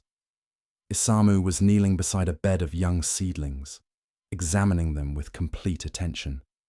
When he heard Takio approach, he looked up with a face that showed no irritation at being interrupted, just a quiet openness to whatever was needed. "Isamu," Takio said, bowing respectfully, "may I speak with you about something that troubles me?" "Of course," Isamu replied, pointing for Takio to sit on the stone path beside the garden bed. Takio sat, trying to find words for something he did not fully understand himself. "I have been practicing for half a year now. I meditate every day. I study the teachings. I try to be mindful in my daily work. But I do not feel different. I do not feel transformed. I keep waiting for some moment of enlightenment, some experience that will change everything, but nothing happens. I feel the same as when I arrived, just more knowledgeable about Buddhist concepts." Isamu listened, his hands resting on his knees, his attention complete. When Takio finished, Isamu smiled gently. "Come," he said, standing with the ease of someone whose body is accustomed to this kind of work. "Help me with the garden today. We can talk while we work." He led Takio to a section of the garden where the soil had been turned but not yet planted. "This area will become our summer vegetables," Isamu explained. "Tomatoes, beans, squash. But first, the soil needs attention." He knelt and began pulling weeds that had sprouted among the turned earth, even though the main planting had not yet occurred. His movements were patient and thorough, ensuring he got the full root of each weed so it would not return.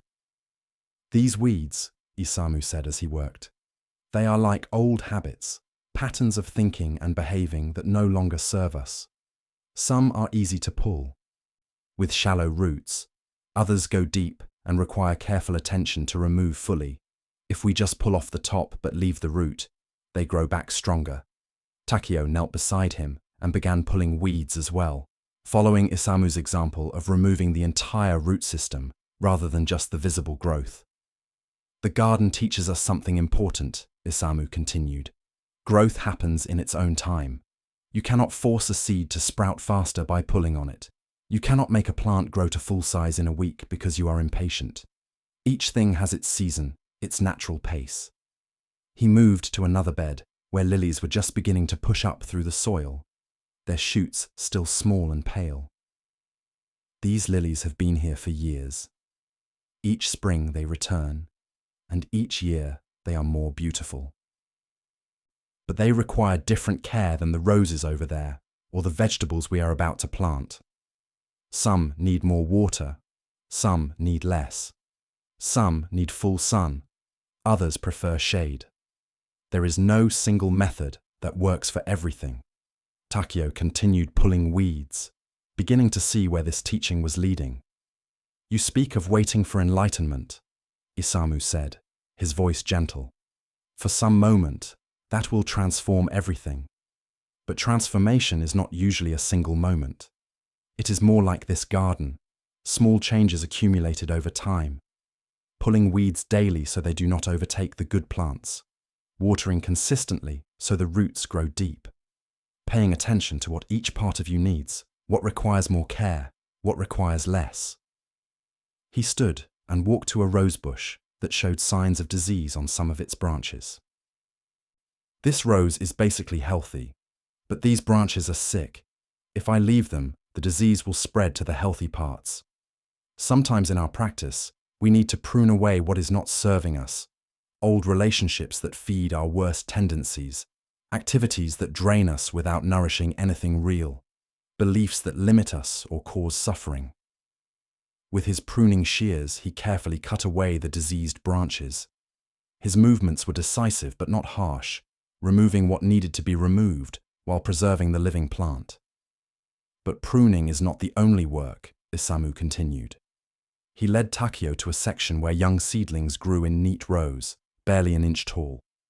These are beginnings, new practices you are developing, new ways of seeing or being. They are fragile now and need protection and consistent care. But with time, with daily attention, they will grow strong. He knelt and gently watered the seedlings, the moisture soaking into the soil around their delicate roots. This is what practice is. Not one dramatic moment, but daily attention. Small acts of care repeated faithfully, weeding the mind of unhelpful patterns, pruning away what harms, watering what you want to grow, protecting new growth until it becomes established. Takeo felt something shift in his understanding. He had been waiting for a thunderbolt, for some peak experience that would validate his practice. But Isamu was showing him something different. Practice was more like gardening than like lightning. Patient, consistent, attentive work over time, trusting the natural process of growth rather than trying to force immediate results. They worked together for several hours, moving through different tasks in the garden. Each task carried its teaching. When they built a trellis for climbing beans, Isamu spoke about how practice needs structure to support it. When they spread compost around established plants, he talked about how we need nourishment from teachings and teachers and community. When they simply sat in the late afternoon sun looking at the garden they had tended, he said nothing, letting the peace of the moment speak for itself. As the evening approached and it was time to return to the monastery for the evening meal, Takeo bowed deeply to Isamu. "I understand better now," he said. "I was looking for harvest when I'd barely planted the seeds. I wanted the garden to be complete when I'd only just begun the work." Isamu smiled. The garden is never complete, even in winter. When nothing seems to be growing, work is happening beneath the surface. The soil is resting, gathering strength for spring. Seeds are waiting for the right conditions. This is also practice. Sometimes the growth is visible, sometimes it is not, but the work continues, patient and faithful, through all seasons. They walked back to the monastery together, and Takeo felt a strange sense of relief. He did not need to be transformed overnight. He did not need to force some dramatic change. He just needed to tend his inner garden day by day, trusting that growth would come in its own time, according to its own nature. This teaching about inner gardening speaks to something essential in Zen Buddhism, the understanding that practice is not about dramatic achievements, but about consistent care. We often approach spiritual practice the way Takeo did, expecting some moment of enlightenment that will change everything suddenly and completely. When this does not happen, we become discouraged, thinking we are doing something wrong or that practice does not work. But Isamu shows us a different way of understanding. The garden grows slowly through daily attention and care. No single day of watering makes the plants flourish. No single weeding session clears the garden forever. It is the patient accumulation of small acts, performed faithfully over time, that creates the conditions for growth. In our own practice, whether we call it meditation or mindfulness, or simply paying attention to our lives, the same principle applies. We are tending an inner garden. Some days we pull weeds, noticing unhelpful thoughts or patterns and choosing not to feed them. Some days we water new growth, deliberately practicing kindness or patience or awareness. Some days we prune, letting go of what no longer serves us. Some days we simply sit with what we have cultivated appreciating the current state of the garden without demanding it be different. The different plants in Isamu's garden requiring different care represent the different aspects of ourselves. Some parts need more attention, more gentleness, more time. Other parts are naturally vigorous and need space to grow without interference. There is no single technique that works for everything. We learn through attention and patience what each part of us needs. The young seedlings represent new practices, new ways of being that we are trying to cultivate. They are fragile at first. If we judge them for not being fully grown immediately, we discourage ourselves. If we stop caring for them because they do not show dramatic results right away, they wither. But if we protect them and tend them patiently, they gradually become established, and eventually they can flourish without such intensive care. And perhaps most importantly, Isamu's teaching reminds us that the garden is never finished. There is no final state of perfection where we have nothing left to tend. Even in winter when growth is invisible, the work continues beneath the surface. This is not a failure of practice. This is the nature of being alive, of having a mind, of being human. The tending continues through all seasons, and each season has its own beauty and its own requirements. In the mountains where peaks reached above the clouds, there was a practice that some monks followed, a practice of seeking balance between different kinds of understanding. A monk named Goro had dedicated himself to this practice, and it had shaped his life in ways that those who lived in a single place could not quite understand. Goro spent his mornings on the high slopes of the mountain, sometimes climbing to the very summit where the air was thin and the view extended for vast distances. Up there, among the rocks and snow and endless sky, he would sit in meditation. The concerns of daily life seemed very small from that height. Problems that felt overwhelming in the valley appeared insignificant from the peak. From up there, he could see patterns and connections that were invisible at ground level, the broad sweep of things, the big picture, the way everything fit together into a larger whole. But Goro did not stay on the mountain peak. Every afternoon, he would descend to the valley below, to the village where people lived their ordinary lives. There he would work in simple ways, helping to repair a roof, sitting with someone who was grieving, playing with children in the street, sharing meals with families who opened their homes to him. In the valley, the concerns that seemed small from the mountain peak became immediate and real again. A mother's worry about her sick child, a farmer's anxiety about the harvest, an old person's loneliness. These were not small from the perspective of the people living them. They were everything, the entirety of their world in that moment. This rhythm of mountain and valley had become Goro's practice. Each morning he would climb toward the peak, seeking the expansive view, the clarity that comes from height and distance. Each afternoon he would return to the valley, to the particular and immediate, to the messy reality of human life with all its complications. One autumn, a young monk named Jiro came to study with Goro. Jiro had spent several years in intensive meditation practice, sitting for long hours, studying the nature of mind and consciousness. He had gained some genuine insight through this practice, but he felt something was incomplete. He had heard that Goro's way of moving between mountain and valley offered a more balanced path. On Jiro's first morning, Goro invited him to make the climb to the upper slopes. They began before dawn, walking in silence up the steep paths as the sky gradually brightened. It was hard work, the altitude making each breath precious, but eventually they reached a place where the mountain opened up into a wide vista. Below them, the valley spread out like a painting, the village barely visible in the morning mist. Above them, the sky was turning from grey to blue, and the first sunlight was touching the highest peaks. Goro sat on a flat rock and pointed for Jiro to sit nearby. They meditated together in silence as the sun rose fully and the day began in the world below. After an hour, Goro spoke. "From up here, what do you notice?" Jiro considered. "Everything seems connected. I can see how the river flows from the high snow melt through the valley, how it feeds the fields and the village. I can see weather patterns forming, clouds gathering over distant peaks. Everything is part of a larger system. Yes, Goro said.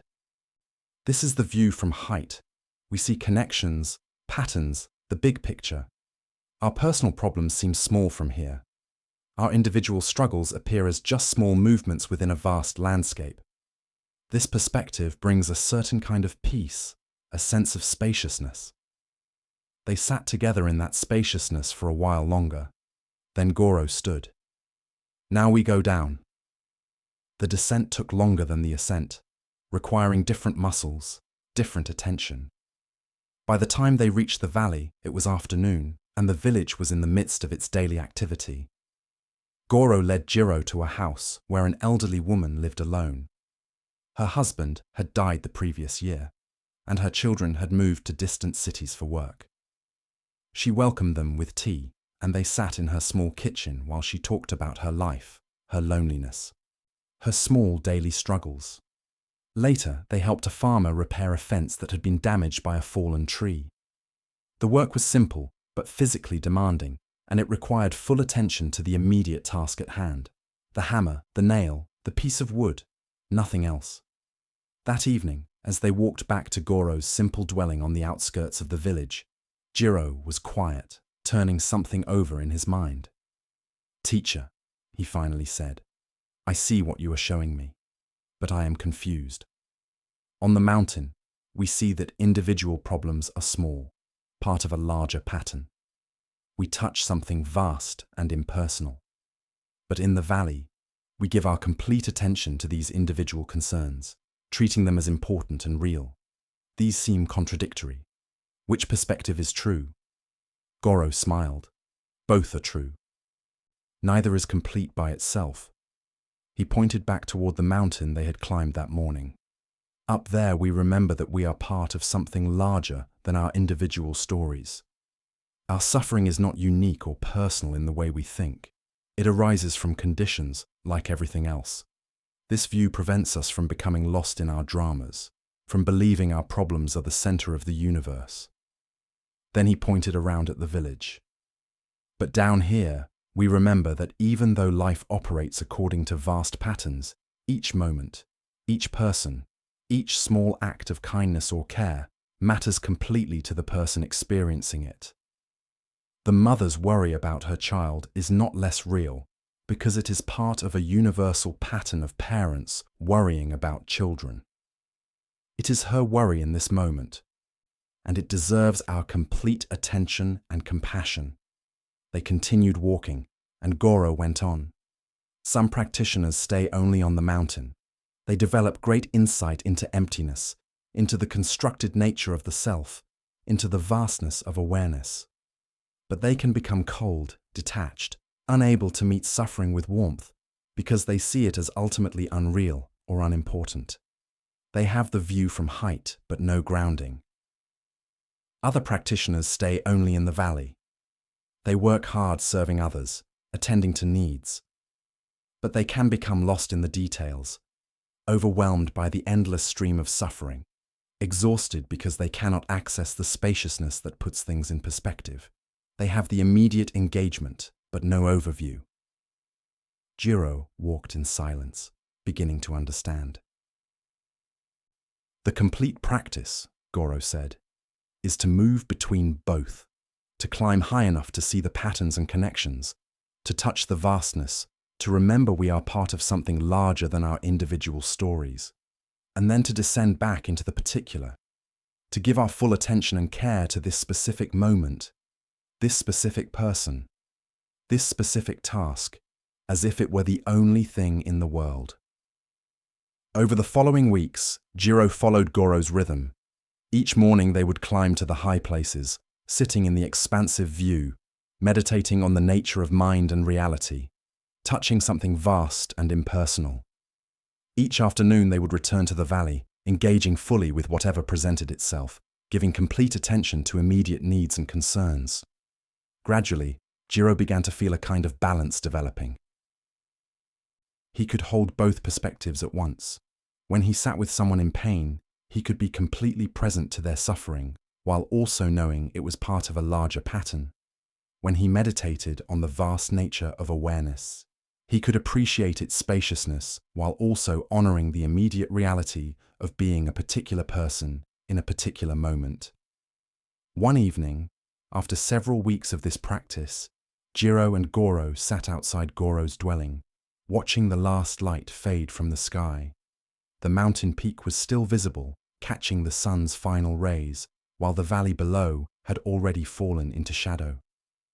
"I am beginning to understand," Jiro said quietly. "The mountain and the valley are not separate practices. They are two aspects of the same complete path. We need both the high view and the immediate engagement, both the spaciousness and the particular, both the recognition of patterns and the attention to this specific moment." "Yes," Goro said simply, "and notice how they support each other.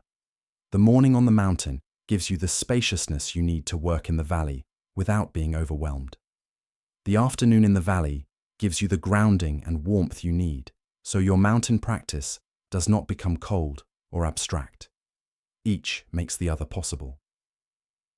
Jiro felt something settle inside him, a sense of completeness he had been seeking without knowing what was missing. He had been trying to live only at altitude, only in the vast view. But that had left him feeling disconnected from his own humanity, unable to fully engage with the messy reality of life as it is actually lived. Now, moving between mountain and valley, between the spacious view and the immediate particular, he felt more whole, more balanced, more capable of being both wise and warm, both clear and caring, both spacious and specific. This teaching about mountain and valley, about balancing different perspectives, addresses something crucial in spiritual practice. We often believe we must choose between different aspects of understanding, as if wisdom required abandoning one perspective for another. But Goro shows us that completeness comes from holding multiple perspectives, moving between them, allowing each to inform and balance the other. The mountain represents what we might call the absolute perspective.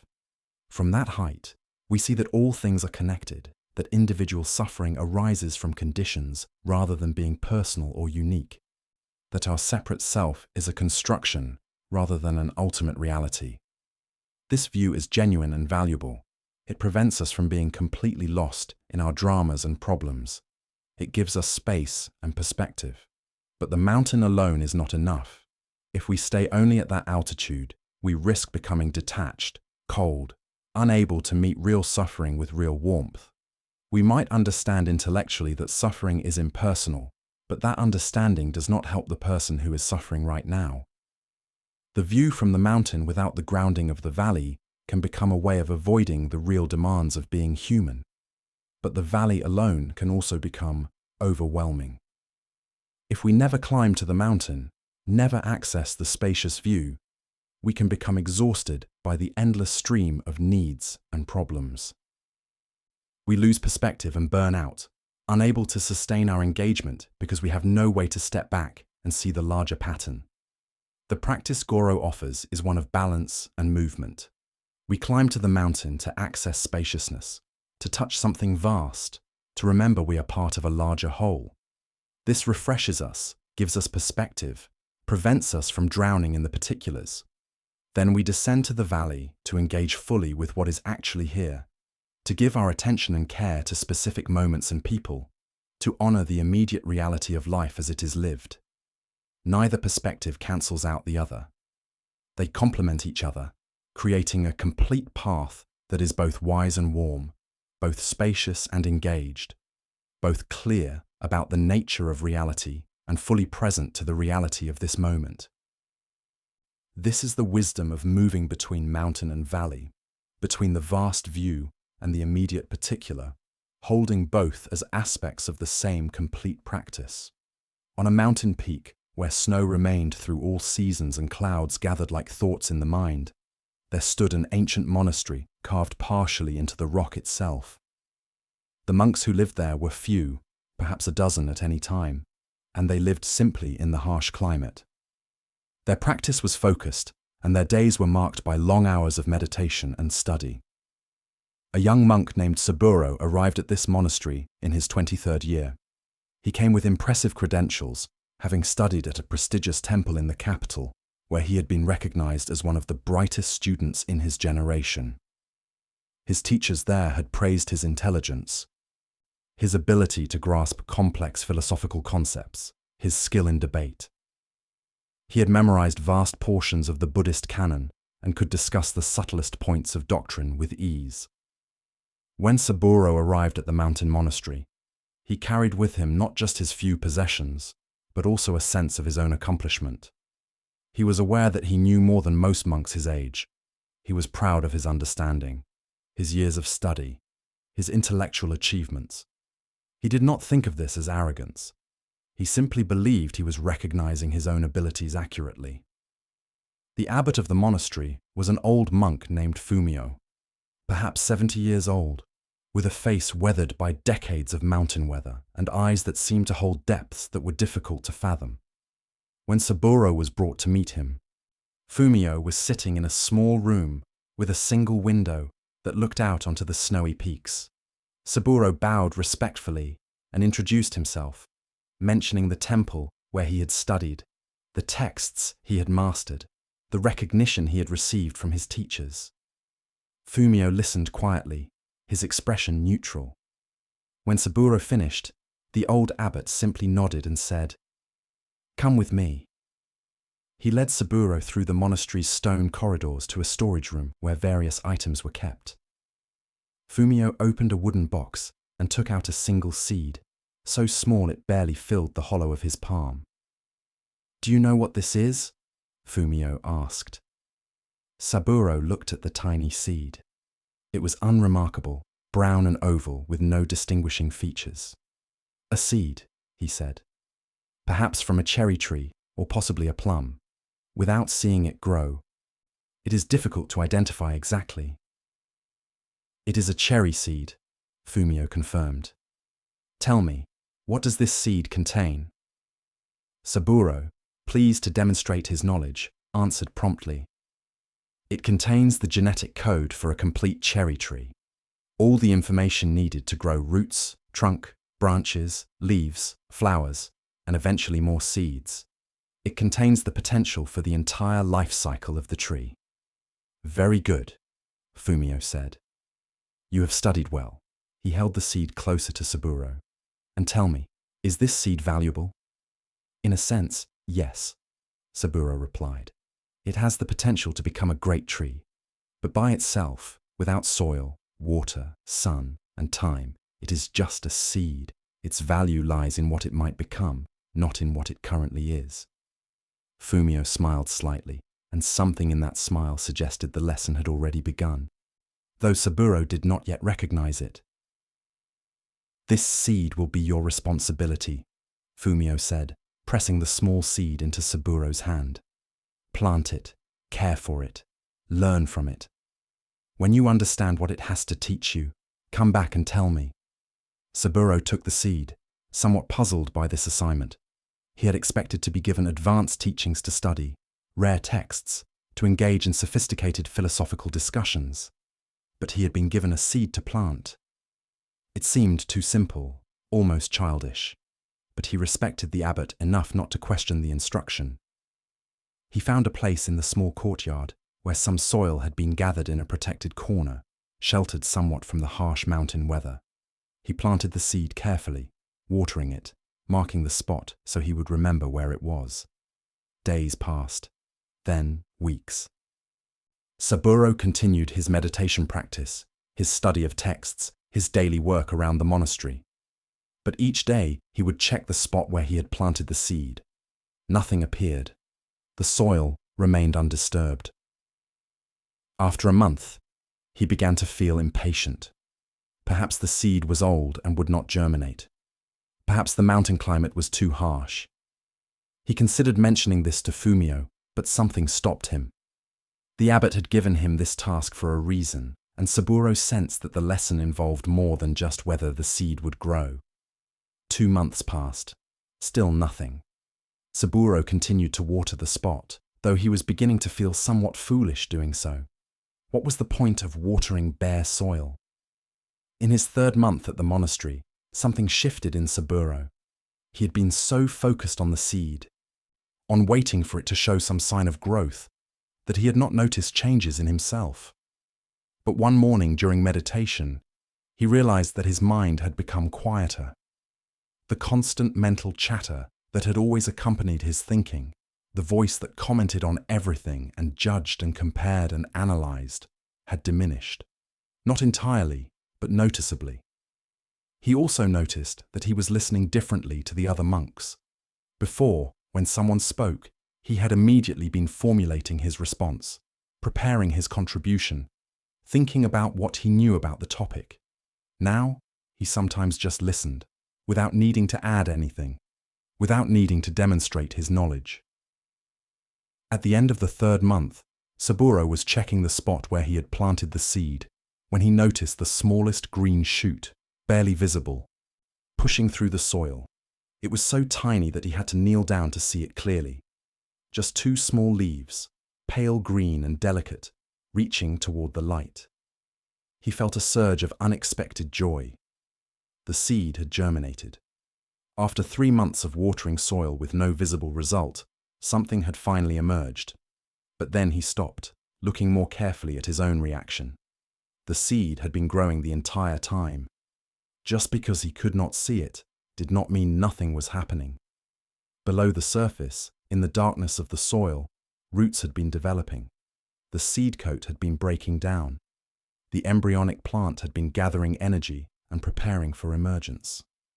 All of this had been happening while he impatiently waited to see results. He went to find Fumio. The old abbot was in the meditation hall, sitting in silence. Saburo waited respectfully until Fumio opened his eyes. "The seed has sprouted," Saburo said. "Has it?" Fumio replied. "Or did it sprout 3 months ago, and you are only now seeing the evidence?" Saburo felt something click into place. "It has been growing the entire time. Just because I could not see it does not mean the work was not happening." Fumio nodded. "And what else have you learned?" Saburo considered carefully. "I learned that I cannot force the seed to grow faster by wanting it to. I cannot make it sprout by being impatient or by demonstrating how much I know about cherry trees. The seed grows according to its own nature, in its own time. All I can do is provide the conditions, water, soil, protection, and then trust the process." "Yes," Fumio said. "And how does this relate to your practice?" Saburo was quiet for a long moment. "I came here full of knowledge, proud of my understanding, expecting to quickly master whatever teachings you would offer. But I see now that knowledge is like the seed before it is planted. It has potential, but by itself, it is not the actual tree. Real understanding, real transformation, requires time and patience. It requires me to simply do the work without constantly checking to see if I am making progress." Fumio smiled warmly. "The seed also teaches us humility. No matter how much the seed knows about being a tree, it must still go through the process of growth. It cannot skip steps. It cannot force the seasons. It must surrender to the natural unfolding, trusting that the wisdom encoded in it will express itself when conditions are right." He stood and walked to the window, pointing for Saburo to join him. Outside, the mountain stood eternal and patient, covered in snow that would melt in time, giving way to brief summers before winter returned. "You came here with much knowledge," Fumio said gently. "But knowledge without humility becomes a barrier rather than a doorway. The practice is not about accumulating more understanding. It is about becoming like the soil that receives the seed, open, receptive, patient, willing to do the daily work of practice without demanding immediate visible results, trusting that the deep work is happening even when you cannot see it." Saburo bowed deeply. He understood now why Fumio had given him this particular teaching. His pride in his knowledge had been like a hard shell around the seed, preventing it from softening and opening. The 3 months of watering bare soil had been necessary, not for the seed's growth, but for his own transformation.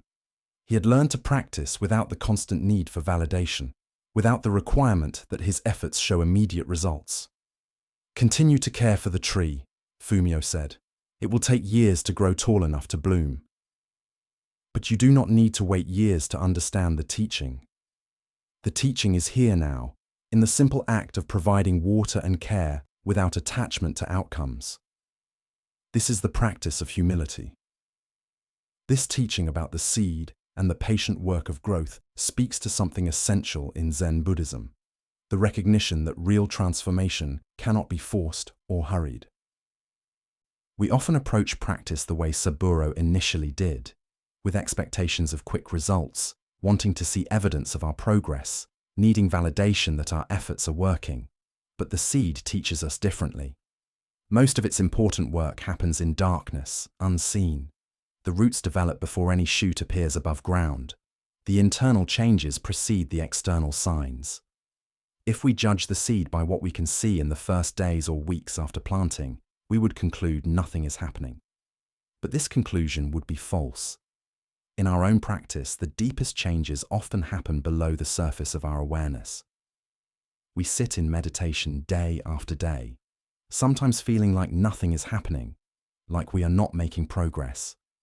But something is developing in those hours of practice, even when we cannot see it. Patterns are slowly shifting. The mind is gradually becoming more familiar with stillness. Understanding is ripening at levels deeper than thought. The teaching of humility that Fumio offers is about releasing our need to control the pace of growth. Saburo arrived at the monastery with impressive knowledge, but that knowledge had become an obstacle. He was so identified with what he knew that he could not open to what he did not know. He needed to demonstrate his understanding constantly, which prevented him from the simple receptivity that real learning requires. The months of watering bare soil taught him to practice without constant feedback, without the need to see results that would validate his efforts. This is humility, continuing the daily work simply because it is the work, trusting the process even when we cannot see what it is producing. The seed also teaches us about natural timing. We cannot make a seed sprout faster by pulling on it or by being impatient. Each thing has its season, its natural pace of development. Some insights come quickly, others take years to ripen. The practice is to provide the conditions, to do the daily work, and to trust that growth will happen according to its own nature. In a valley where a river carved its path through ancient rock, there was a small village where a Zen teacher named Ichiro had built a simple hermitage. The hermitage sat on a hillside where Ichiro could see the entire valley spread below, and at night the sky opened up with stars that seemed close enough to touch. Ichiro had lived in this hermitage for many years, and the villagers had come to know his rhythms. They noticed that he seemed to change with the moon. When the moon was new and dark, Ichiro would spend long hours in meditation, often sitting through the entire night in silence. When the moon was full and bright, he would be active in the village, teaching, helping with work, engaging with people. This pattern intrigued a young monk named Kenshin, who came to study with Ichiro one spring. Kenshin had been struggling with a question that had troubled him for years. He felt that his practice was inconsistent. Some weeks he felt energized and clear, his meditation deep, and his understanding sharp. Other weeks he felt dull and unfocused, his practice seeming to go nowhere. He had tried to maintain constant, steady effort to practice with the same intensity every day. But he found this exhausting. He would push through his low periods with discipline, but then he would burn out and need to rest. This cycle frustrated him. He wanted to find a way to maintain steady, consistent practice without these ups and downs. One evening, shortly after arriving at the hermitage, Kenshin sat with Ichiro on the hillside, watching as the sun set and the first stars appeared. The moon was a thin crescent, just beginning its monthly cycle. "Teacher," Kenshin said, "I noticed that your practice changes with the moon. Why is this? Should we not maintain steady effort regardless of external conditions?" Ichiro looked at the crescent moon, a slight smile on his face. "Tell me," he said, Does the moon apologize for waxing and waning? Does it feel it should remain always full? No, Kenshin replied. The moon follows its natural cycle. It waxes toward fullness, then wanes back to darkness, then begins again. This is its nature. Yes, Ichiro said. And do you consider the waning moon inferior to the full moon? Is the darkness somehow a failure? Kenshin thought about this. No, both phases are necessary. The darkness allows the stars to be seen clearly. The full moon illuminates the night. Each has its purpose. Then why? Ichiro asked gently. Do you judge your own natural cycles as problems to be solved? Kenshin felt something shift in his understanding, though he could not quite articulate it yet. Over the following weeks, Ichiro invited Kenshin to simply observe the moon each night and to notice his own inner states without trying to change them. When the moon was waxing, growing from crescent toward full, Kenshin noticed that he felt naturally more expansive, more energized, more inclined toward activity and engagement. When the moon was waning, moving from fullness back toward darkness, he felt more inward, more contemplative, more inclined towards silence and stillness. At first, Kenshin tried to maintain the same external practice regardless of these internal shifts. But Ichiro encouraged him to experiment with adapting his practice to match his inner season. When you feel expansive, Ichiro said, practice in ways that honor that expansion. Engage with teachings. Work with the energy that is available. When you feel inward and quiet, honor that by going deeper into stillness, into silence. Do not fight against your natural rhythm. Kenshin began to follow this guidance. During his expansive phases, he would study texts, have discussions with Ichiro about teachings, work actively in the village. During his inward phases, he would spend long hours in meditation, sometimes sitting through much of the night as Ichiro did when the moon was dark. Something remarkable happened. Instead of feeling like he was failing during his quiet phases, Kenshin began to appreciate them. He noticed that the insights he gained during deep meditation in his inward times would later inform his more active practice, and the energy and engagement of his expansive times would give him something to reflect on and integrate during his quiet times. One evening, when the moon was approaching fullness, Kenshin and Ichiro sat on the hillside again. The valley below was bathed in silver light, every detail visible in the moon's brightness. I am beginning to understand, Kenshin said. I have been judging my natural cycles, thinking that the quiet inward times were somehow inferior to the energized, expansive times. I have been trying to force myself to be always active, always making visible progress. But this goes against my natural rhythm. Ichiro nodded. The moon does not try to remain always full. It completes its entire cycle, trusting that the waning is as necessary as the waxing. The darkness prepares for the light. The fullness gives way to emptiness so that fullness can come again. He pointed to the bright moon above them. Right now, the moon is nearly full. Its light is strong and illuminates everything. But this moment of fullness is only possible because the moon first went through darkness. And this fullness will give way to waning and eventually to darkness again. And then the cycle will begin once more.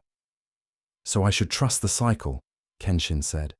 When I feel inward and quiet, instead of fighting it or judging it as lack of progress, I should go deeper into it, knowing that this phase serves its purpose. And when I feel expansive and energized, I should use that energy fully, knowing it too will pass and give way to another inward time. Yes, Ichiro said. This is practicing with wisdom rather than against your nature. Some students try to maintain the same practice every day, the same energy, the same effort. But this is exhausting and goes against the natural rhythm of being alive. We are not machines that can run at constant speed. We are more like the moon, or like seasons, or like tides. We have natural cycles of expansion and contraction, of activity and rest, of outward engagement and inward reflection. Over the months that followed, Kenshin learned to recognize his own cycles more clearly. He noticed that they roughly followed the moon, though not exactly. Sometimes his inward phases lasted longer. Sometimes his expansive phases were briefer. But instead of fighting these variations, he learned to work with them. When his practice felt deep and powerful, he did not attach to that state or try to make it permanent. He knew it would shift. When his practice felt dull or difficult, he did not despair or judge himself as failing. He knew this phase would also pass, giving way to something different. One night during a new moon, when the sky was completely dark and filled with stars, Kenshin sat in meditation with a depth he had never experienced before. The darkness outside matched a darkness within, not a negative darkness, but a profound stillness, like the stillness at the bottom of a deep well. In that darkness, something clarified. He saw that he had been fighting against life itself, trying to be always one way when life requires us to be many ways. He had been trying to be always summer, when winter also has its gifts. When he emerged from meditation and found Ichiro sitting outside looking at the stars, Kenshin bowed deeply. "Thank you," he said simply. "I understand now. The cycles are not obstacles to practice. They are the practice. Learning to move with them, to honor each phase, to trust the natural rhythm, this is wisdom." Ichiro smiled in the darkness.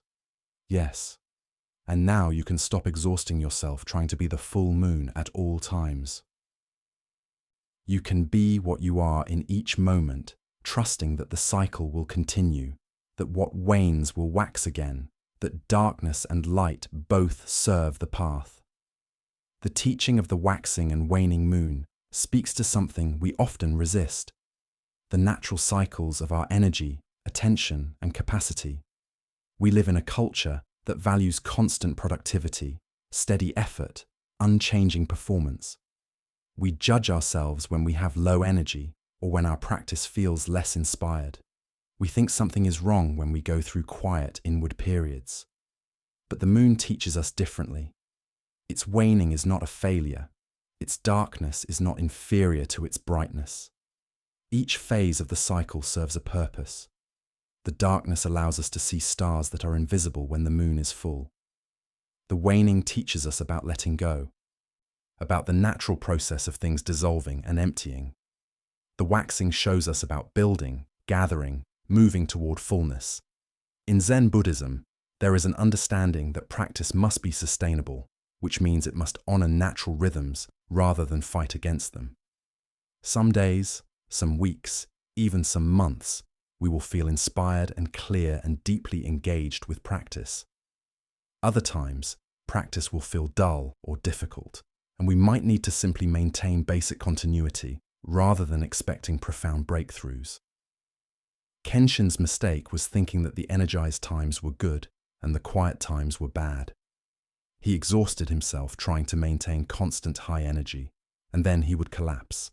But when he learned to recognize and honor his natural cycles, his practice became sustainable. The quiet times became opportunities for deep integration rather than periods to push through with discipline. The expansive times became opportunities to fully use available energy rather than times to hoard energy in fear that it would run out. The wisdom here is about trusting the cycle. When we are in fullness, we practice fullness without trying to make it permanent. When we are in emptiness, we practice emptiness without despairing that fullness will never return. Each phase prepares for the next. The tree that sheds its leaves in autumn is not dying. It is preparing for spring.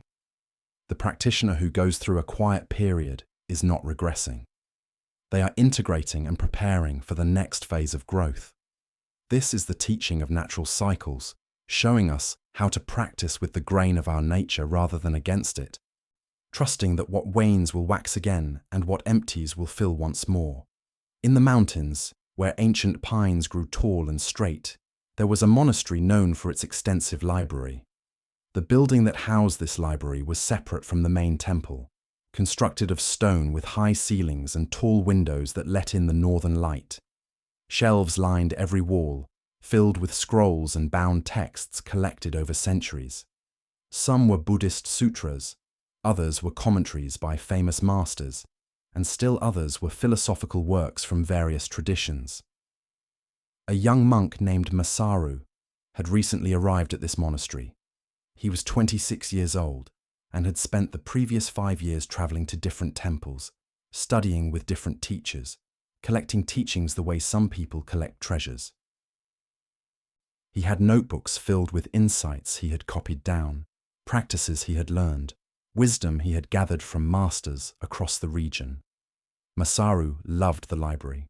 He would spend hours there, reading texts, taking notes, absorbing the accumulated wisdom of generations of practitioners. He felt that by studying what others had discovered, he could avoid making mistakes, could speed up his own understanding, could benefit from the insights that had taken others lifetimes to achieve. The head librarian was an old monk named Takashi, who had tended the library for 40 years. Takashi was perhaps 65 years old, with fingers stained from handling ancient ink and eyes that showed the fatigue of decades spent in dim light, reading small characters. But his presence had a quality of quiet contentment, as if he had found something in his work that went deeper than the words he catalogued. One afternoon, Masaru was in the library reading a commentary on the Diamond Sutra, taking careful notes as always. Takashi was organizing recently acquired texts, placing them in their proper locations on the shelves. "Takashi," Masaru said, looking up from his reading, "I have been thinking about something. I have studied with many teachers, read many texts, collected so many teachings. But sometimes I wonder if I am really understanding anything, or just filling my mind with other people's words. How do I know which teachings are true? How do I distinguish genuine wisdom from mere cleverness?" Takashi stopped his work and looked at Masaru with gentle eyes. He was quiet for a long moment. Then he said, "Come with me. There is something I want to show you." He led Masaru to a section of the library that was rarely visited, where the oldest texts were kept. These were documents so fragile that they were only handled with great care and only when absolutely necessary.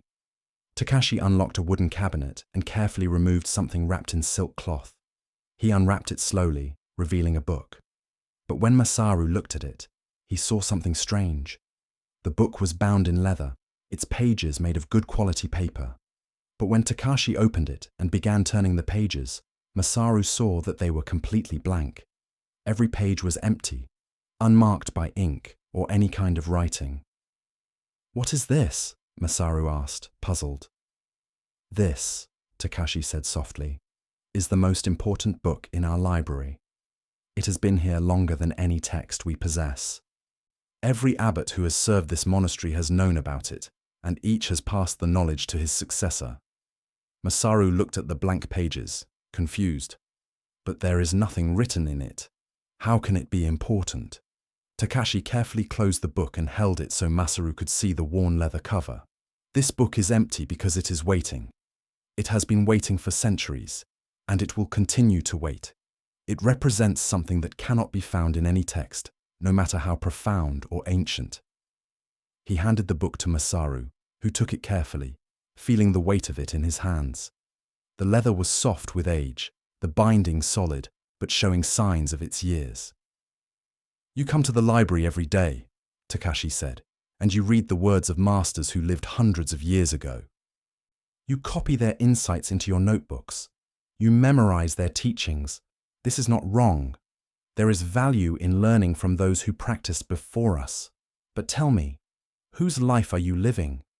Masaru opened his mouth to answer, then stopped. He was not sure how to respond to this question. "The words in these books," Takashi continued, pointing around at the filled shelves, "are the words of people who looked deeply into their own experience. They sat with their own minds. They faced their own fears and desires. They discovered their own understanding through their own practice. The books record what they found, but the books are not the finding itself. They are like maps of journeys that other people took." He took the empty book back from Masaru and opened it again to its blank pages. This book represents the journey you have not yet taken, the understanding you have not yet discovered, the insights that can only come from your own direct experience, not from reading about someone else's experience. Masaru felt something uncomfortable stirring in his chest. But surely we should learn from those who came before us. Why reinvent what has already been discovered? Yes, we learn from them, Takashi agreed. We study their methods. We understand their insights. But then we must close the books and live our own lives. We must face our own experience directly. We must fill our own empty book with what we discover, not with copies of what others discovered. He placed the empty book back in its silk wrapping. Every person who practices sincerely will eventually need to stop reading about the path and actually walk it. Every genuine practitioner will have to close the books of others and open their own empty book. This is not rejecting the teachings. It is completing them by making them your own through direct experience. Over the following weeks, Masaru found himself spending less time in the library. Takashi's words had planted something in him, a question that would not go away. He began to notice how much of his practice consisted of comparing his experience to what he had read in books. When he sat in meditation, he was often checking to see if his experience matched what the text described. When difficulties arose, he would search through his notes for what some master had said about such difficulties, rather than meeting the difficulty directly. One evening, Masaru approached Takashi in the library. The old librarian was working by lamplight as he often did in the evening hours. "Takashi," Masaru said, "I have been thinking about the empty book. I understand what you were showing me. I have been living through other people's words, using their insights as a substitute for my own experience, but I do not know how to begin filling my own empty book. Where do I start?" Takashi smiled. "You have already started. The recognition itself is the first mark on the first page, the acknowledgement that you have been living someone else's story instead of your own." He set down the catalogue he had been working on. The practice is simple. Each day, notice what is actually present in your experience, not what the books say should be present.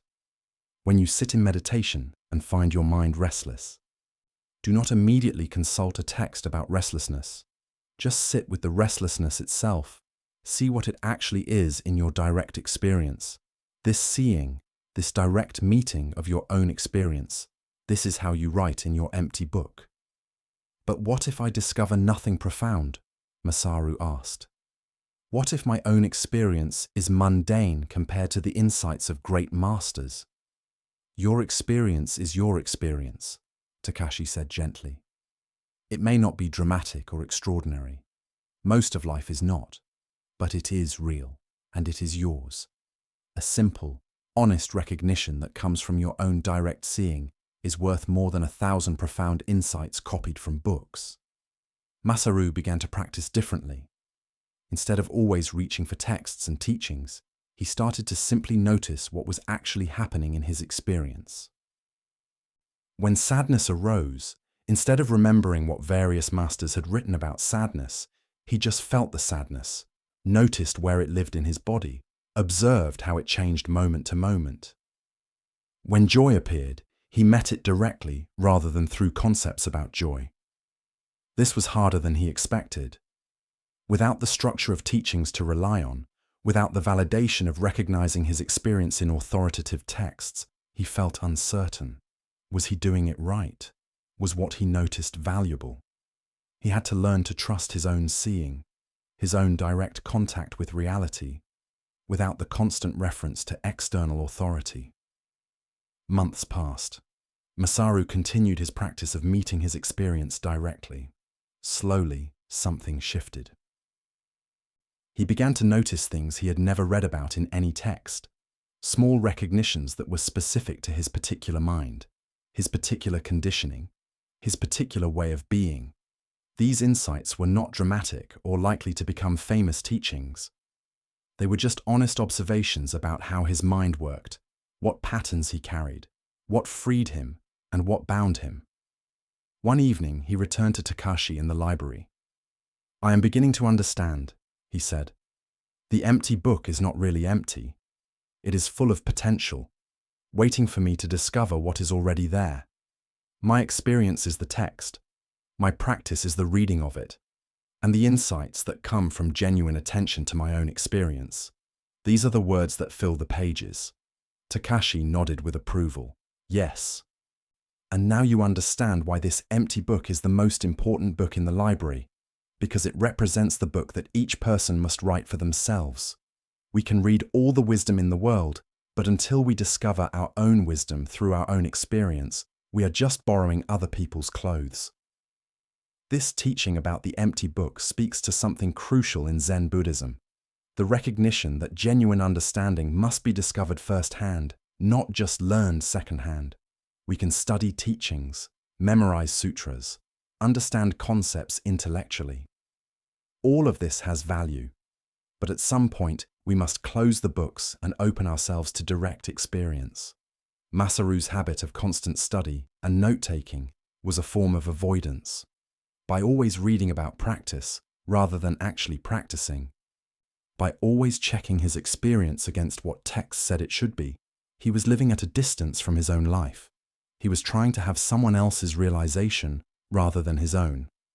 The empty book represents the untold story of our own direct experience. It cannot be filled by copying from other books. It can only be filled by honest attention to what is actually present in our own experience. This does not mean rejecting all teachings or thinking we need to discover everything from scratch. We learn methods. We understand principles. We benefit from the accumulated wisdom of the tradition. But then we must apply these to our own experience and discover for ourselves what is true. In Zen, there is a famous saying about not mistaking the finger pointing at the moon for the moon itself. The teachings are like fingers pointing, showing us where to look. But we must actually look. We must see the moon with our own eyes. Reading about the moon, memorizing descriptions of the moon, collecting teachings about the moon. None of this is the same as actually seeing it. The practice Takashi points to is about developing trust in our own direct seeing. When we notice something in our experience, we do not immediately check whether it matches what we have read or what teachers have said. We simply stay with what we are actually noticing. We allow ourselves to discover, to see, to understand through our own awareness, rather than through borrowed concepts. This takes courage because it means releasing the security of authority, of knowing we are getting it right because we match our experience to authoritative descriptions.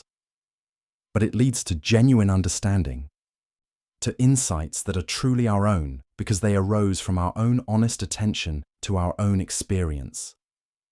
In a valley where villages were connected by dirt roads and travelers were common, there was a remote settlement where life moved slowly according to the rhythms of farming and fishing. At the edge of this village, in a small dwelling built of river stone, lived a Zen teacher named Gentaro. He was perhaps 50 years old, with a weathered face and hands that showed decades of manual work. Gentaro was known throughout the region, not for any dramatic teachings or impressive credentials, but for a simple practice he maintained. Each morning before dawn, he would walk to the village well, a structure that had served the community for as long as anyone could remember. The well was deep, its water cold and clear, fed by an underground spring that never ran dry even in the driest summers. Gentaro would lower the wooden bucket on its rope until it touched the water far below, then draw it up filled with fresh water. He would perform this task with complete attention, as if it were a sacred ritual rather than a simple chore. Villagers who saw him noticed that he never seemed hurried, never distracted, always completely present to the act of drawing water from the well. A young monk named Yuji came to study with Gentaro one autumn. Yuji had been practicing for several years and had some experience with meditation and study. But he felt something was missing. He had heard that Gentaro's teaching was different, more direct somehow, and he hoped to discover what he was lacking. When Yuji arrived and asked to study with Gentaro, the teacher simply nodded and said, "Tomorrow morning before dawn, come with me to the well." The next morning, while stars still filled the sky and the village slept, Yuji met Gentaro at his dwelling. They walked together through the quiet streets to the well, their footsteps the only sound. At the well, Gentaro pointed for Yuji to look down into its depths. Yuji leaned over the stone rim and peered into the darkness below. He could see nothing. The well was so deep that the water was invisible in the darkness. "What do you see?" Gentaro asked. "Nothing," Yuji replied. "It is too dark. The water is too far down." Gentaro nodded. He took the rope and lowered the bucket slowly, hand over hand, until after what seemed a long time, they heard the splash of wood meeting water far below. Then Gentaro began pulling the rope up, his movement steady and unhurried. Eventually, the bucket appeared, filled with clear, cold water. Gentaro poured some into a cup and offered it to Yuji. "Drink." Yuji drank. The water was clean and cold, refreshing after the walk through the cool morning air. "This well has been here longer than anyone can remember," Gentaro said, coiling the rope. "Generation after generation has drawn water from it. In summer and winter, in times of plenty and times of scarcity, the water is always here, always the same quality, always available to those who lower the bucket." He looked at Yuji directly. "Tell me, where does this water come from?" "From an underground spring," Yuji said, "that feeds the well from below." "Yes, deep beneath the surface, hidden from sight, there is a source. We cannot see it. We cannot directly access it. But when we lower the bucket far enough, the water fills it, and we can bring it up to where it is needed." Over the following days, Yuji accompanied Gentaro on his daily visits to the well. Each morning, the same practice: lower the bucket into the unseen depths, draw it up filled with fresh water. Each time, Gentaro would perform this task with the same complete attention, as if it were the first time. After a week, Gentaro asked Yuji to draw the water himself. Yuji took the rope and lowered the bucket, feeling it descend into the darkness. When he heard the splash and felt the bucket fill, he drew it up, surprised at how much effort it took to raise the filled bucket from such a depth. "It is heavy," Yuji observed as he lifted the bucket over the rim of the well. "Yes," Gentaro said. "The deeper the source, the more effort required to bring it to the surface.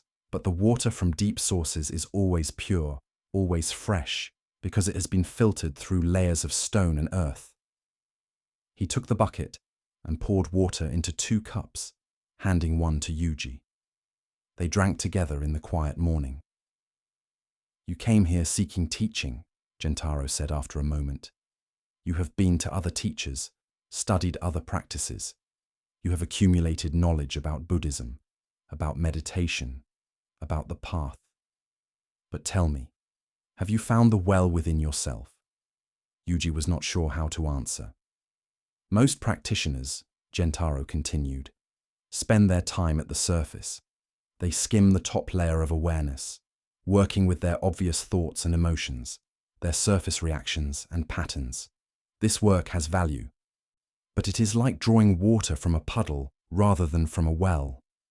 The puddle is easy to access, but it is shallow, easily disturbed, and it dries up in difficult times." He pointed toward the well. "The deep well requires more effort to access. You must lower the bucket through layers of the more obvious, through the familiar territory of ordinary consciousness. But when you reach the depth, what you find there is pure and inexhaustible. This is what Zen points to, the deep source within awareness itself." Over the following weeks, Gentaro taught Yuji how to access this inner depth. It was not complicated or esoteric. It simply required patience and consistent practice. In meditation, instead of staying with the surface movements of mind, the passing thoughts and sensations, Yuji learned to let his attention sink deeper, like the bucket descending into the well, not forcing, not trying to achieve something special, just allowing his awareness to settle into its own depth. At first, this was difficult. Yuji's attention would get caught on surface activities. Thoughts would hook him and pull him into distraction. But gradually, As he practiced daily, he began to recognize a difference between surface mind and something deeper. There was a quality of awareness that was beneath the constant movement, beneath the stream of thoughts and reactions. It was like the water in the well, always present, always clear, always available when he remembered to lower the bucket deep enough to reach it. One morning, after several weeks of practice, Yuji sat in meditation before dawn. His attention sank through the usual layers of thinking, through the familiar patterns of his mind, down into something he had not quite recognized before, a depth of awareness that was present before thoughts formed, before reactions arose. It was not blank or empty in the sense of being nothing. It was more like a fullness, a presence, an awareness that was aware of itself. He sat with this for a long time, not trying to understand it or name it, just resting in the direct experience of this depth. When he finally opened his eyes, the sky was lightening with the approach of dawn. He found Gentaro at the well, as always, drawing water for the day. Yuji stood watching, and something about the simple act of lowering the bucket and drawing up water from the hidden source below struck him as a perfect teaching. This is what practice is, consistently returning to the depth. Drawing from the inner source, bringing that clarity and freshness to the surface where it is needed. "Teacher," Yuji said, approaching the well, "I think I am beginning to understand. The well is within. The source is always there, always fresh, always available. But I must make the effort to go deep enough to reach it. I cannot just skim the surface and expect to draw from the deepest water." Gentaro nodded, a smile on his weathered face. "Yes, and now you understand why I come here every morning, not just to get water for daily use, but to remember, to practice the movement from surface to depth, to stay connected to the source that never runs dry." He handed Yuji the bucket. "Your practice now is to find this well within yourself every day. Lower the bucket through the layers of surface activity. Reach the depth. Draw from it. Bring that clarity and freshness into your daily life. This is not separate from your life. This is the nourishment that makes life possible." Yuji took the bucket and lowered it into the well, feeling it descend into the darkness, hearing the splash as it met the water far below. As he drew it up, feeling the weight of it, he understood that this simple act contained everything he needed to know about practice. The depth is always there. We just need to remember to lower the bucket far enough to reach it. This teaching about the deep well speaks to something that distinguishes Zen Buddhism from more surface-level approaches to practice. It is not enough to work only with our obvious thoughts and emotions, our surface reactions and patterns. While this work has value, genuine transformation requires accessing a deeper level of awareness, the source that feeds all of our experience. Gentaro's daily practice of drawing water from the well is a perfect image for meditation practice. We must lower the bucket of attention through the layers of surface activity. Thoughts, reactions, habitual patterns, all of these are like the upper levels of the well. They are easily accessible, but also easily disturbed, changing constantly with conditions. Below this surface activity lies something deeper, more stable, more fundamental. This depth is not something we create or achieve.